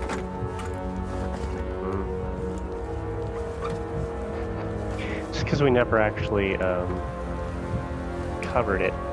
The crossbow that I picked up in the boil had had a bolt loaded and ready to go. It sure did. Were there any bolts like attached to the stock or anything like that? It was just the one. Cool. Piece of paperweight. Okay. So what I will do then is I'm going to position myself next to. So where the helm is, I imagine there's also one of the nettings to get up towards a midsail. Yes. And so I'm going to position myself right up against that netting. So that way they are close. Ideally, the netting will keep them from being able to use their flying mobility proficiently around me. They're going to have to get right up next to me on the deck if they want to do anything. Okay. And I have a couple daggers drawn, ready to let fly. I'm gonna hold my action for anything that comes within 20 feet of me. Any of them that come within 20 feet of me, for me to toss a dagger at. All right, noted. Bronlin, I believe you are up. I'm gonna get kind of into a shielding position of Casimir, and ready in action with Ray of Frost for if any get, within 60 feet of us. All right. She is at the aft, the far rear of the ship, with Brigade and the cannon. So, you gonna set up there? Yes. All right. Oh, did she get herself a little token? Is that hers? For now. Oh, beautiful. We love to see it. Love to see it. All right. So you're also prepping yourself? All right. Kura, you're out. All right, so I'm going to take aim with my longbow at the nearest one I can see. But at the moment, I need them to get just a bit closer, so I'm going to hold my shot until the nearest one is within 150 feet, thereabouts. All right. That brings us to the Harpies. I need everyone to roll a wisdom save. Right. Do I get anything for having plugged my ears?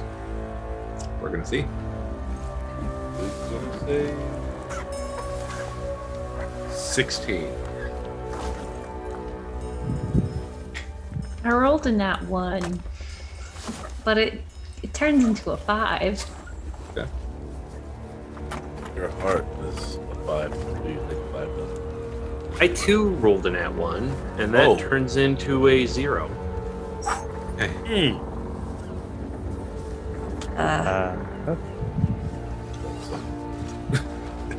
14. 14. Caleb also has, I have a 14. All right. Bronlin and Doctor. This song. You don't know why you're even considering battling at this point. Something this beautiful can't be dangerous. You just kind of want to prop yourself up here by a rail or towards one of the walls and just kind of stop and admire. Just listen.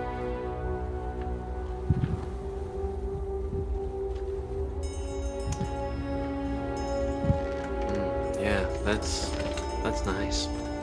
Is it the same tune that we heard earlier? You may not be hearing the same tune as the Doctor is, but it's definitely that really nice one that you remember from somewhere.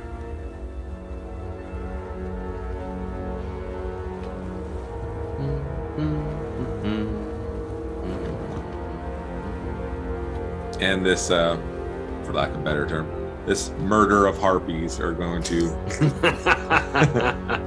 continue their pursuit forward.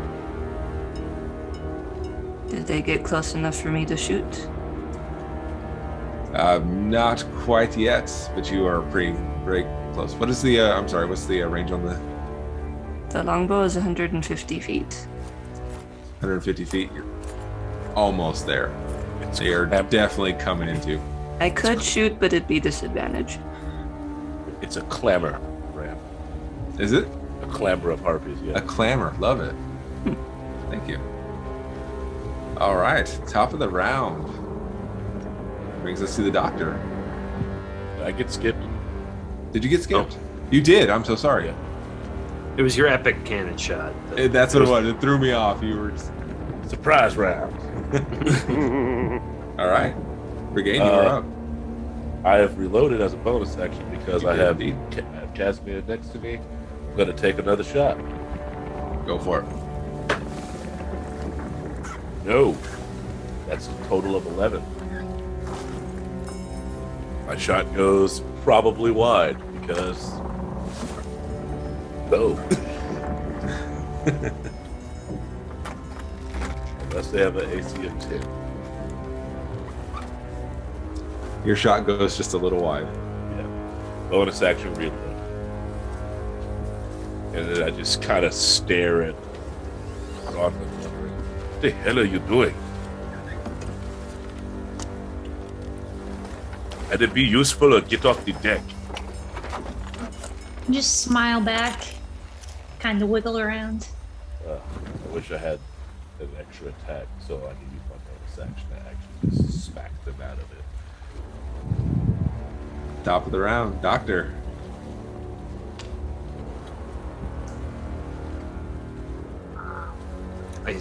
I take it I spend the whole round zonked out. Do I get a break at the end? Try and break out of it, or You can try a saving throw. okay.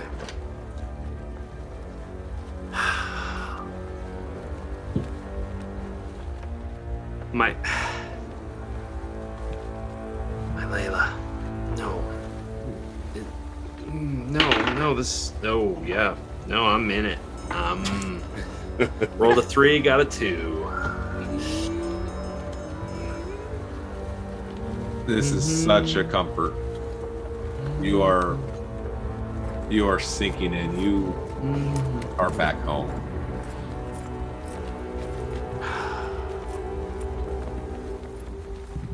I'm just, yeah. I'm in it. I'm in my head. I'm in my mind palace. Salem, you're up.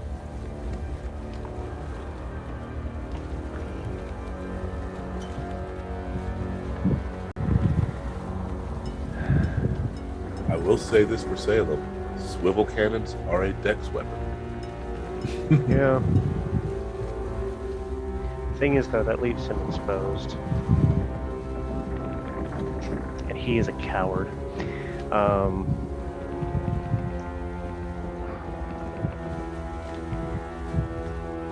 What I think he's going to, what I'm going to do, is I feel the urge come over me of just wanting to just let go. It's fine. It's all fine.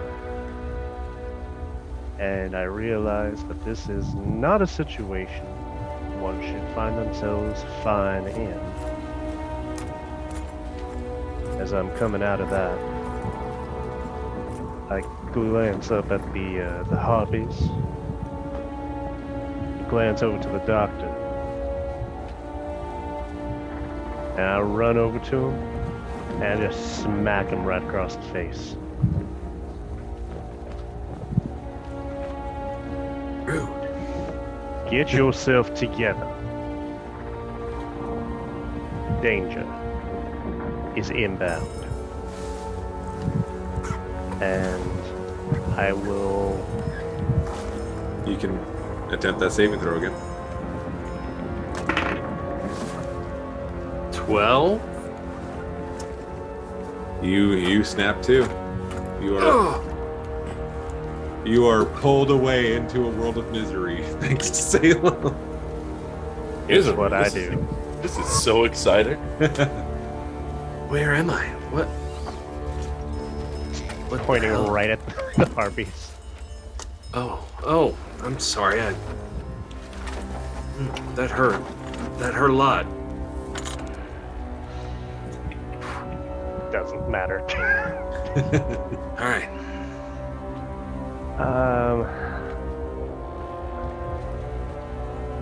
How many swivel guns are there? Out of curiosity. There's 3. There's 3. But There's the one on there's deck. only one in right, but there's only one at the stern of the ship, right? Yes. And we're still headed away from them. Wait, that skeleton. Damn it, quartermaster. Knives hasn't been shooting. They're still aft. He can't, unless you want him to take aim towards pretty much, you all. pretty much at us. Yeah, it would essentially be right at us. Cop. Oh, If they're you- that. if- Oh, they're if you that got close. If you got that kind of faith in knives, he will take the order. I didn't realize the harpies were that close that they're just like, oh, we're pointing at people now. I mean, I Ugh. think it's more. There's so much there in terms of like there's the back sail, there's the helm, there's all of that to shoot through all that and know that there's people. Also, there's stupid skeletons. And they're coming straight from behind us at our 6, right? Correct. Yeah, so I mean that even then that gun wouldn't really help much. Oh yep, no, I'm just taking position back where I was before. At right next to that netting and beside the helm in case we draw up the anchor and need to move. All right, very good. Bronlin?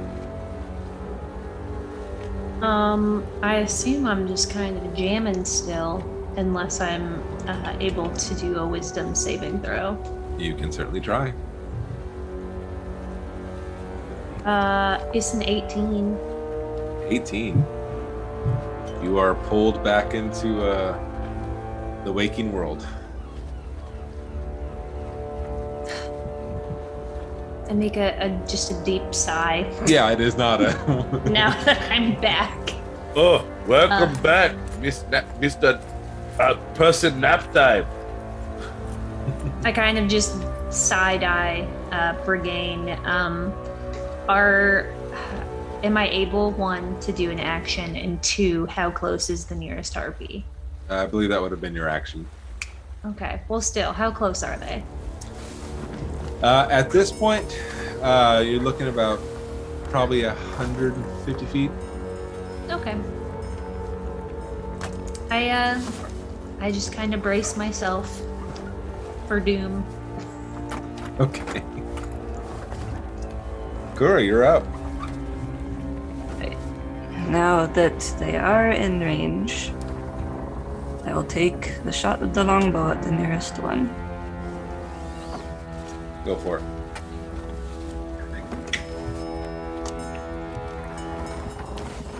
Would a 12 do it? 12 would indeed do it. Excellent. I'm upset. That's 2 damage. 2 damage? Yes. All right. As you prepare yourself, you're able to read just instinctively, you know, a bow just well enough and send it off, and you see it just catch into his shoulder by one of the wings, and it starts to lean and shift and sort of wobble a bit before it can sort of correct itself. You see it kind of reach with both hands, trying to twist around and pull this arrow out. Knock another arrow and just ready for the next one. Now, Bran, the reason I'm upset is because I forgot to add my bonus to that 11. That is why I'm upset. Rightfully so. I rolled it straight. forgetting that I actually do add stuff. Oh, wow. Let it stay.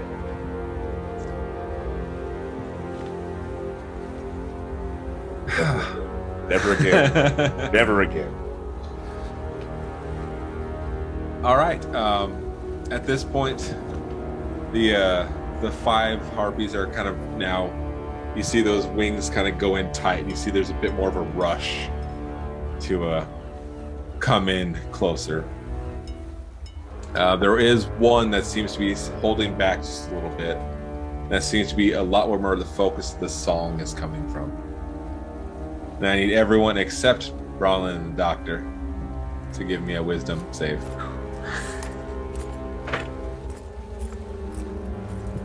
Oh. 16. 16? Yes. 10. 10. 12. 12. Regain. This song, you remember the last time you heard it. You were back on the seas, but it was a different time, a different place, different people. And that was home. I'm at peace, but if anyone can see my face, there's tears streaming down right now. I'm in a world of bliss, but it's like the happy tears that people sometimes get.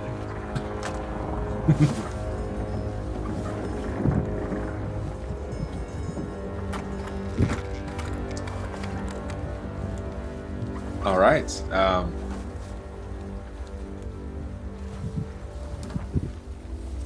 As far as that, they've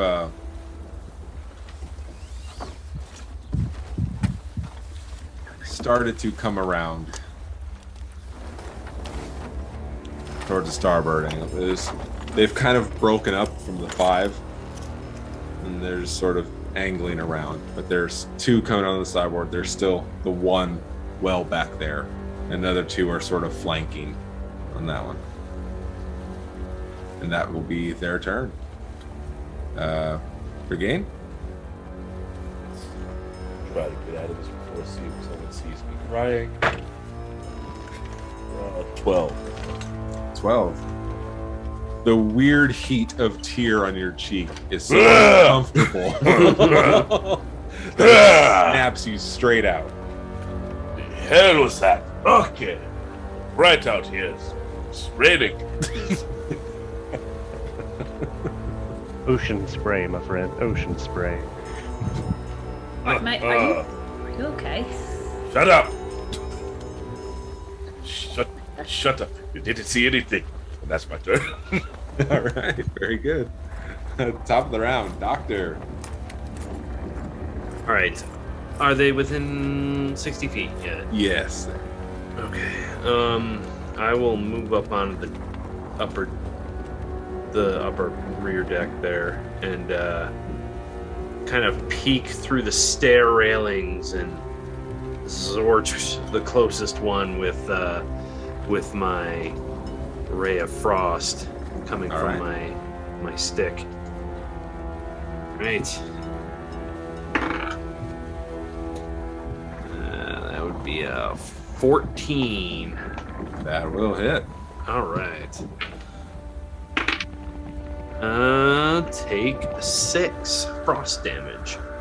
Excellent. Or cold damage, as it were. Yeah. That one is sort of hovering, sort of eyeballing towards Salem's direction. You see his clawed hand sort of reaching, all of a sudden just hit and frosted over. You see this cold chill kind of snap, and it stares wildly at its suddenly frigid and stiffened hand, and kind of searching around for what possibly did this. I slowly sink back behind the railings. All right, Salem, I believe. Is that your turn, Doc?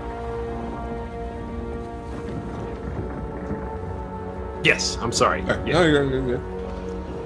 I was in the zone. I saw it. Salem. So I've been watching them on approach, watching their flight patterns, see if there's some sort of coordination to them, how they intend to make their move. And so in that, I am trying to use my insightful fighting, which means that is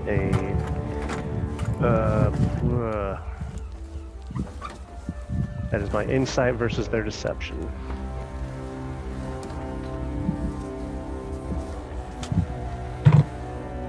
Which, oh boy, good luck. We got a 26. Now, by this point, they're any sort of subterfuge definitely seems to be out of their technique at this time. So what I'm going to do then is I am going to reach around the netting, or not reach around it, but position myself at the edge of the netting, and the one that looked like it was about to bring claw towards me, I am going to just slink one of my daggers right at center mass. And that is going to be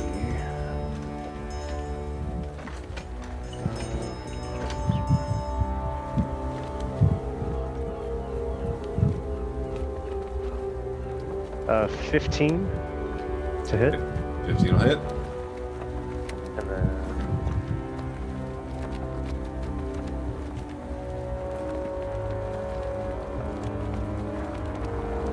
six,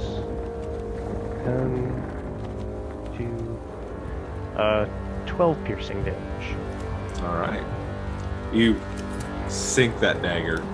You hear this hideous sound just sort of pushed out from the stomach. This creature, as it's clawing, trying to pull this blade away and just kind of shifting and catching the wind. Oddly, it's still held up. It's still adrift, but it's clearly injured in a real way. So, I mean, that's my action, my bonus action. The rest of what I'm doing is I'm, again, making sure that I am essentially encaged by the netting of the ropes around me.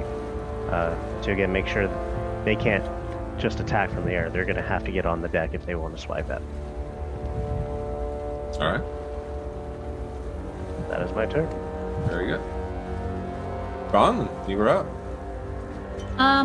Seeing that Brigane is like just coming out of a trance, can I go over and attempt to use the swivel cannon as it's already loaded? Yeah, I don't see why not. Okay.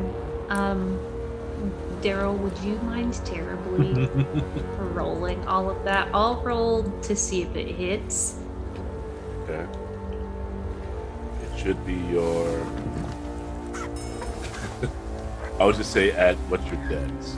Oh, my dex? I don't know if I doubt you're proficient in No. weapons because you're a druid. Yeah. I would say then it's a total of 5.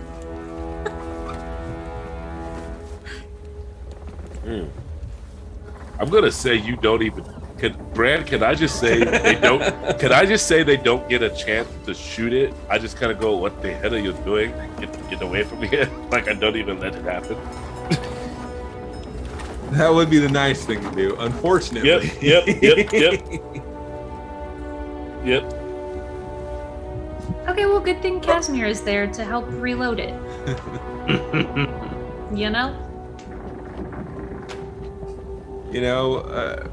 A cannon is a tricky thing to learn.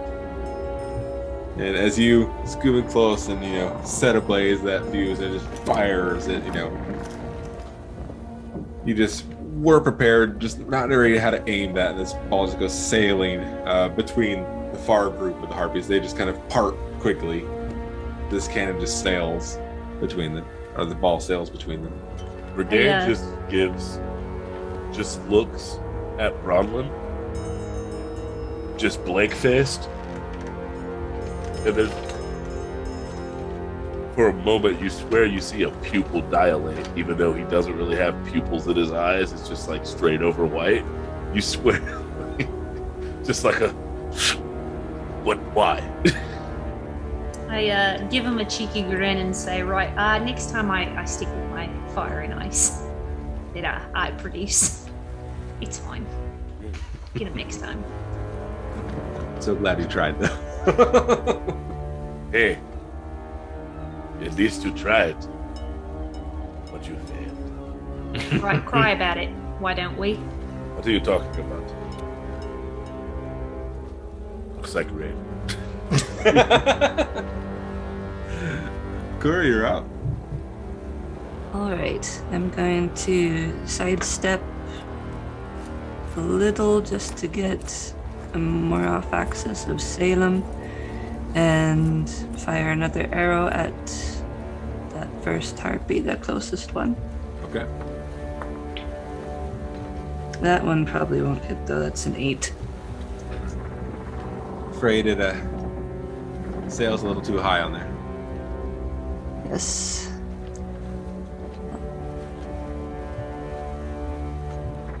That'll be my turn. All right.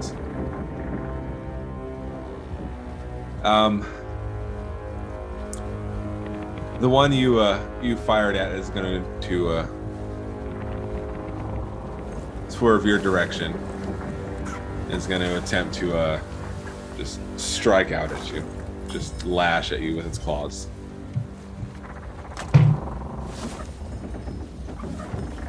I don't think a 13 will hit. No. But I would imagine a dirty 20 would. Yes. All right.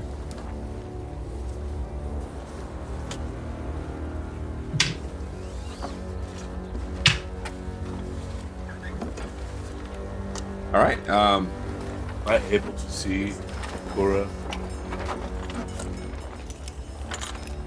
I'm right there. You're right there. Okay, I'm just making sure the cannon placement wasn't technically below the deck where the helm was. Just like I'll allow it as one plane of existence. okay. If I'm able to see this, because that's definitely 30 feet. I'm going to.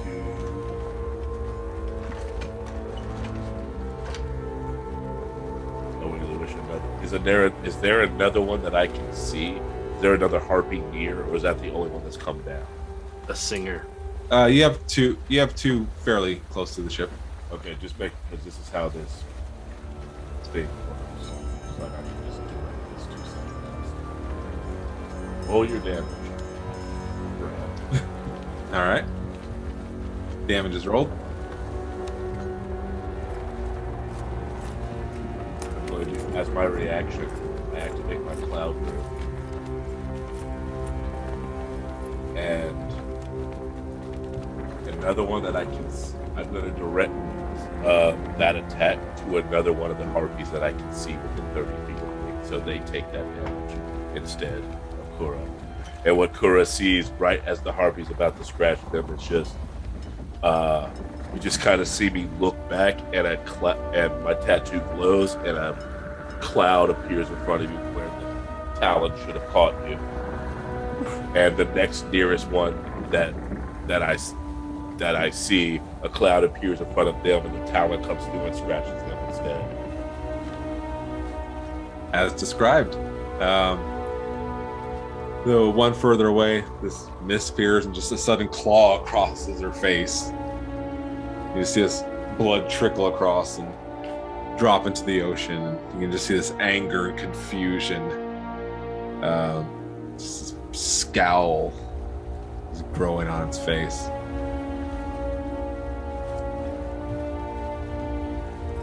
And it is going to move forward, getting into Salem range. And it's going to attempt to slash at your direction now. I don't want it to. 16? Yep.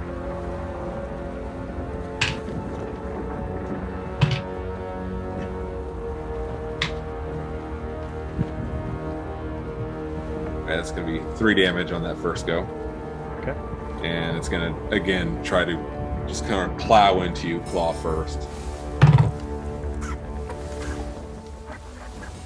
As it is, her arms catches into the roping, and it's trying to lash at you, but you are just able to just deftly slip away from.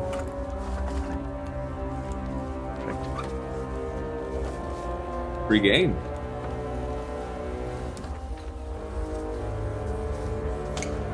If there are no more that I can see that I can get from the swivel gun, They're pretty close at this point. yeah, Brigade's gonna do what Brigade does. For one, bonus action. Regain is going to turn into, and I hate that Jess called it this, big gains. And activate Giant Smite and become a large creature, not a huge creature. And just leaps at. This looks like the leader right here, so he's going to go after that one first. And also, You're going to leap at. yeah, you said we're equal footing, correct? Yes. I make my way to that one. Are you walking or are you leaping too? I will leap. All right. I'm gonna need an athletics roll for you. I knew you were going to call for that. That's fine. 17. 17. As you leap in your big game form, there's a loud cracking as you land. One of your feet kind of goes into some of the boards. There's a bit of a snapping under your right foot as you land. There's a bit of a sway and a shift to the boat. Okay. Does it go completely through? Am I able to continue to walk through? You can continue to walk through. Okay. The glaive's out, and I attack. Actually, yeah. For now, let's go with the glaive. I'm not going to use that sword yet. I might still sell that. You don't want to get any harpy juice on it? I mean, Tasty. it's mostly because I just don't directly have the card out for it at the moment, so I Fair. don't have the stats. All right. The glaive I know has a +1 to stuff on it. Wow. You sneaky bitch. I watched that turn to a 1 from a good roll. Can I describe how this goes terribly wrong? Please do. As I leap up and come down, the cracking messes my footing up, and I still swinging, but I just kind of barely miss because I put a dent in the ship. And also, me making the ship sway just kind of screws me up. Yeah, that's my entire turn. So at least I have my reaction back. So, because my bonus action first, that's my turn. All right. Top of the round, Doctor. I'm gonna peek through the slats that they're now attacking, and I'm gonna shoot the one on Kira.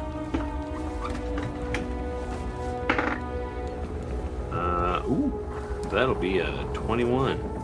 That will hit. Hit with the frosty again. Yes. But only a 3 damage. This one isn't quite the freeze over so much as you hit it really hard with the shrapnel piece of ice. Just kind of catches her in the face, and you just see this trickle of blood kind of pouring down, like that one eye's squinting. It's definitely worse for wear at this point. It's seeming to have a little bit of trouble. It's sort of kind of glancing back and away. All right. That's my turn. Very good. Salem, you're at bat. Salem's in the middle of a whole lot of shit that he don't want to be in. So, the very first thing that I'm going to be doing is I'm going to be using my cunning action as a rogue to disengage, and I am going to head towards the top of the steps right over here. As I'm there, take a half second to throw another dagger at the one that's on Kura, because that one's not entangled in the net.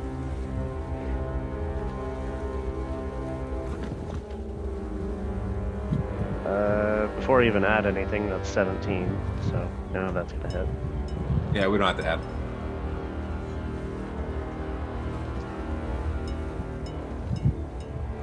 And that's gonna be another 11 points of damage, piercing. All right, very good. Go for it. Oh, I was gonna say like the rest of it is him moving away, but I don't know if was there something that you wanted to add to that, or? Oh no, I was just gonna say, as you're aiming, I assume for center mass. Yep. That's how he was trained. That's what he'd be doing. It, violently sort of whips around, but actually works to your benefit as your blade just sort of cleaves wing away. It even sticks into halfway through the other one as the thing kind of collapses onto the deck. It's alive, smirk. but just barely. Yeah. I have a small smirk, and I get to the steps, and I'm going to hop over the railing and sidle up right next to the doctor. All right. Oh, this is better here. Less harpies. Right. Bronlin, go time. Seeing as my antics last time did not work for me, I'm gonna clutch my necklace and send out a ray of frost at the nearest harpy to me.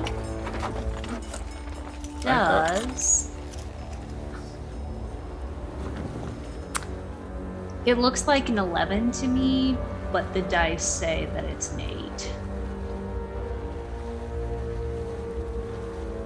I'm afraid that just a little short on that. Curses. I just kind of step back and watch Bergang do his thing. That is my turn. It's your turn. Kura, you're up. Right.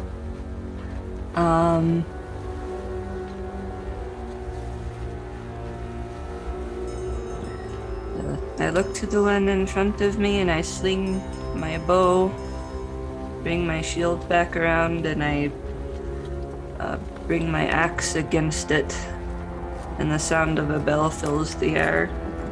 This is Toll the Dead on the one in front of me. So that is a wisdom save.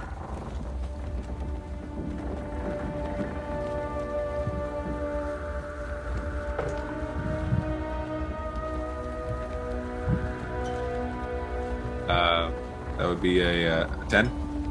That's a failure. All right. And it's injured already, so it's going to take a d12. Why don't you describe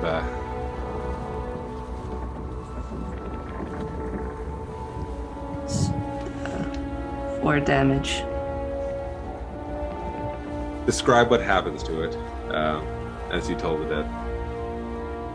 As the sound of the bell goes out, it's the twilight surrounding me sort of ripples a bit, and there's a silveriness to it like the moonlight, and it washes over this harpy, and its form starts to ripple as well and just disintegrates into dust.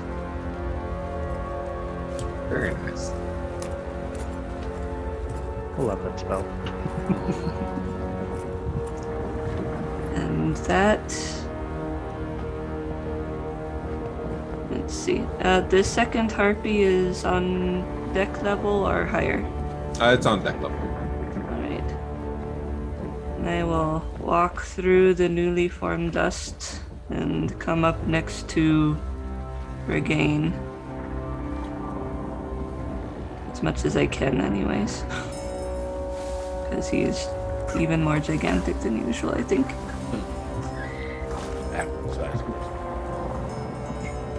And that's my turn. All right, very good. The other harpy is now glancing back and forth, definitely doing some calculations of the situation. And then the hunger and anger sort of hits as it just lurches forward towards Regain. And is going to attempt to claw at his face. Dirty 20.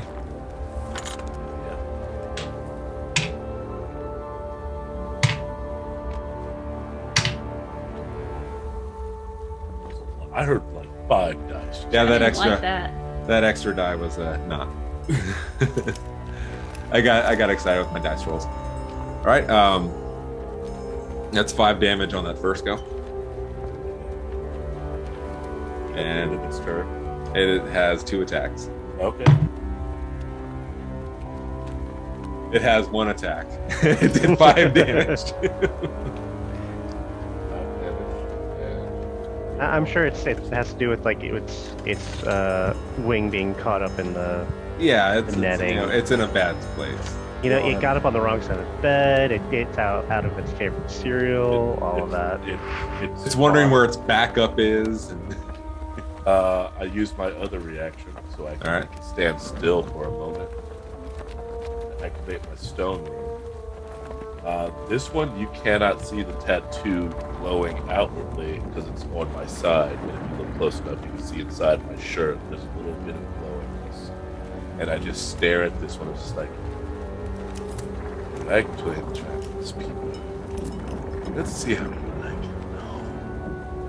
No. It has to make a wisdom saving throw. 9. Fails. It is now charmed by me for 1 minute. While charmed in this way, the creature has a speed of 0 and is incapacitated, descending into a retreating stupor. The creature makes a saving throw at the end of each of its turns, ending the effect on success. Once you invoke this room, you can. So actually, attacking it does not break it. If we're going by what's written here, attacking it does not break it out of its stupor. Only saving from the save. All right. Breaks it out. So it's just stuck here. The lashing and the snapping of teeth sort of stops as it just sort of kind of pulls its wing out from the rope and just sort of kind of crouches low and just kind of looks up at you.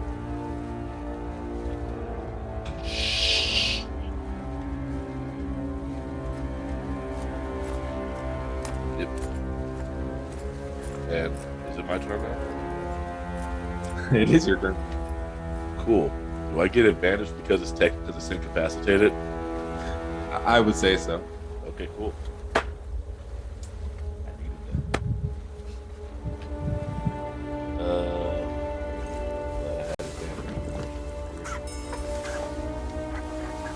That is a 22 to hit. Yeah, that'll hit.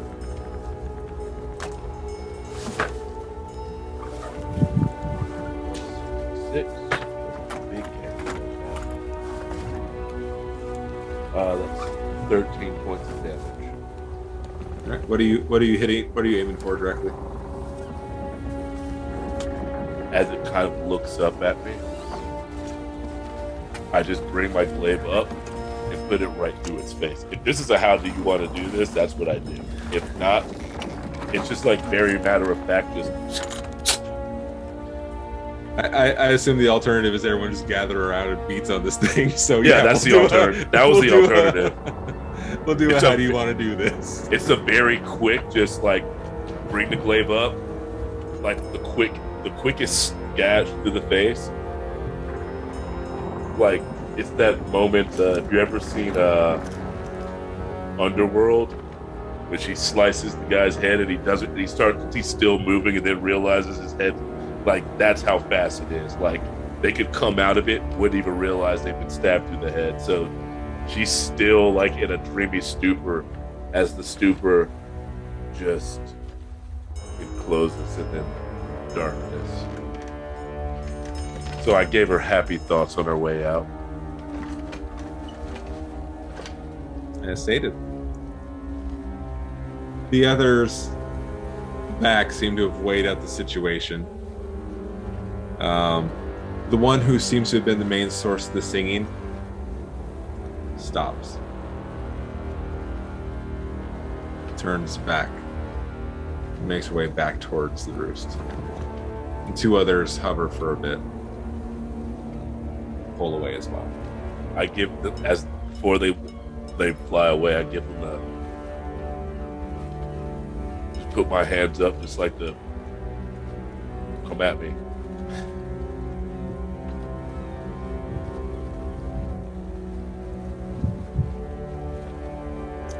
All right. The roost. It makes sense now. You got us. You got us good. That's what you do.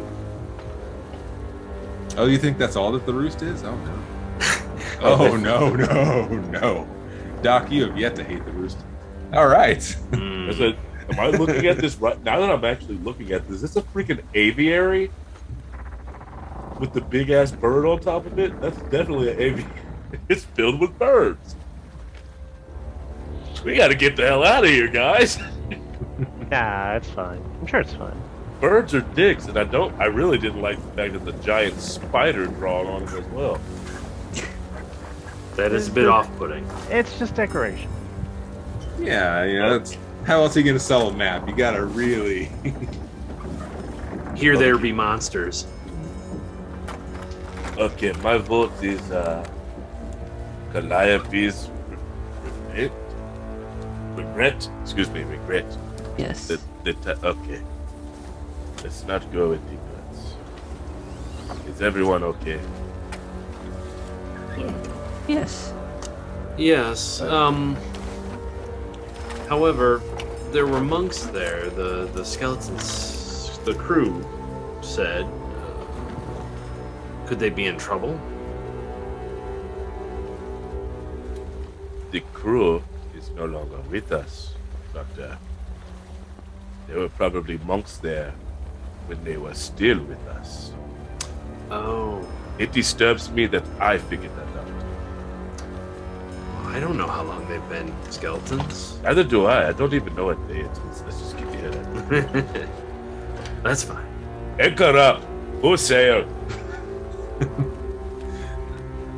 Bosun pulls away from the cannon they did not get to use and makes their way and starts pulling anchor, and the other two, the skeleton crew, just start to return to work as normal. And Never is after a fight.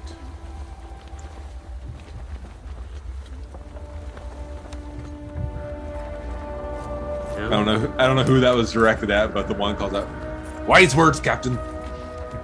Yeah, I just say that as I walk back towards the helm that I was like 2 feet from.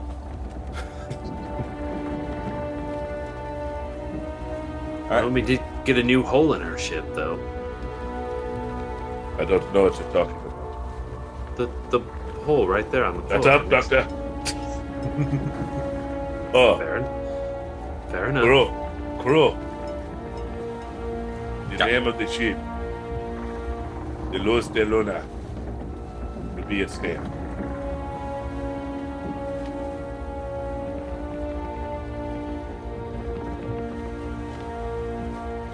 The skeletons seem to nod in approval to each other. Check. This is us to see. Tears are pulling.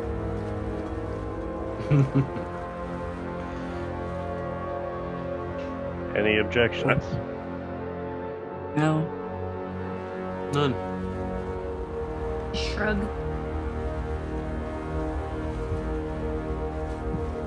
And the skeleton pipes in. I look forward to flying the colors again soon, Cap.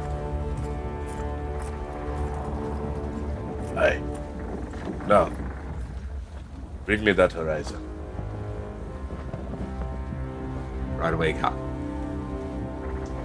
And with that, you make your way towards. Where did you decide on, by the way? Calliope's regret. All right, very Is good. what I said. Very good. In that case, you head north on your way to Calliope's regret. And that's where we're going to stop for tonight. Right.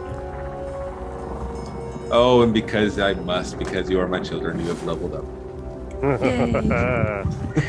Ooh, nobody Well, has to then. ask. Don't you These are the about times that we just really want to tell everyone how much we appreciate our GM and how he's just such a nice person, just so generous all the time. Yes. He is a benevolent DM.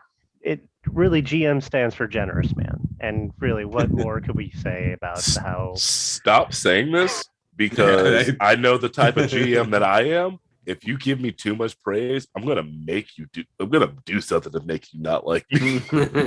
And I feel that Brand is a kindred spirit. Oh, I would say it's fine. DM stands for damn, man. Damn it. Get out. Do we have some end of show announcements? In fact, we do. do. Yes.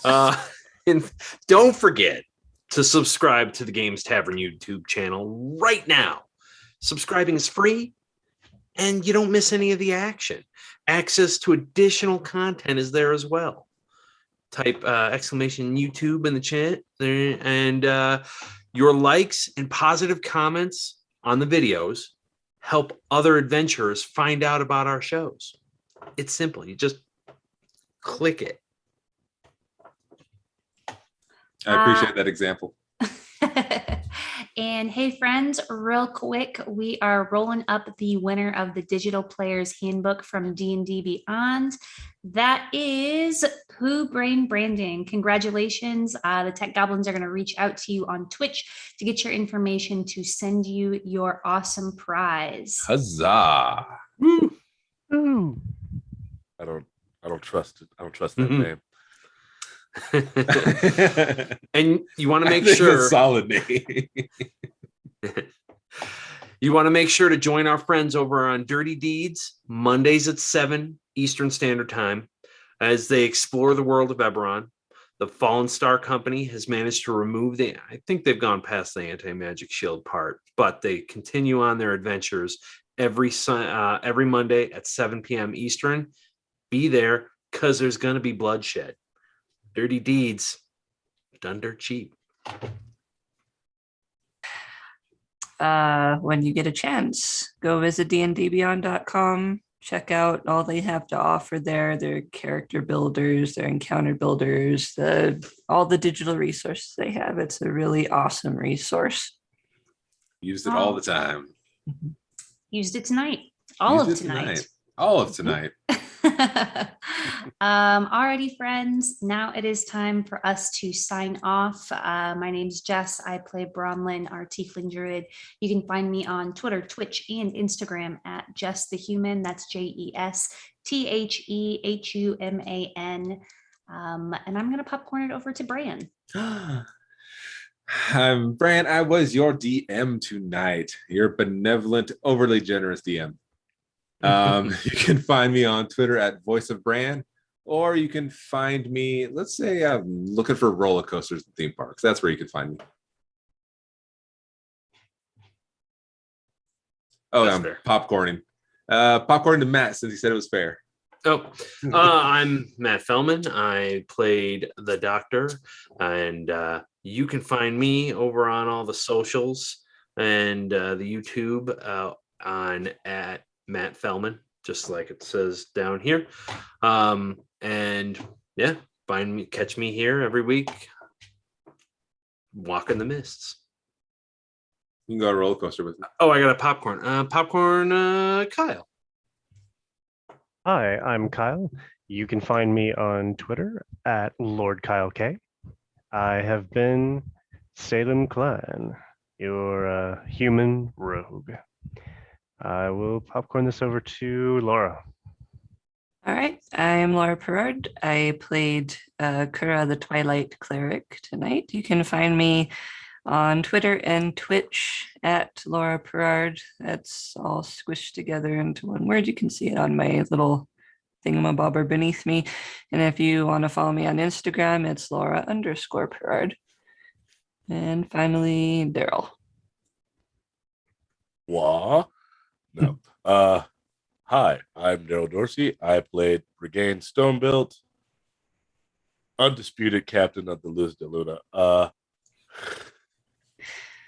You can find me on Twitter and Instagram at Mr_Daryl Dorsey. I will put that in chat, as well as on Twitch at Daryl Success Gaming. I will also put that in chat. And I believe that's all of us. Well, we got our tech wizard Noah. And of course, yes, of course, the tech wizard Noah. Without him, none of this would happen. Noah, don't say anything to say thank you. There he is. All right, friends, we really enjoyed hanging out with you, and we will see you all back here next week, 7 p.m. Pacific Standard Time, Tuesday. See you later. Have a great week. See you next night. Tuesday.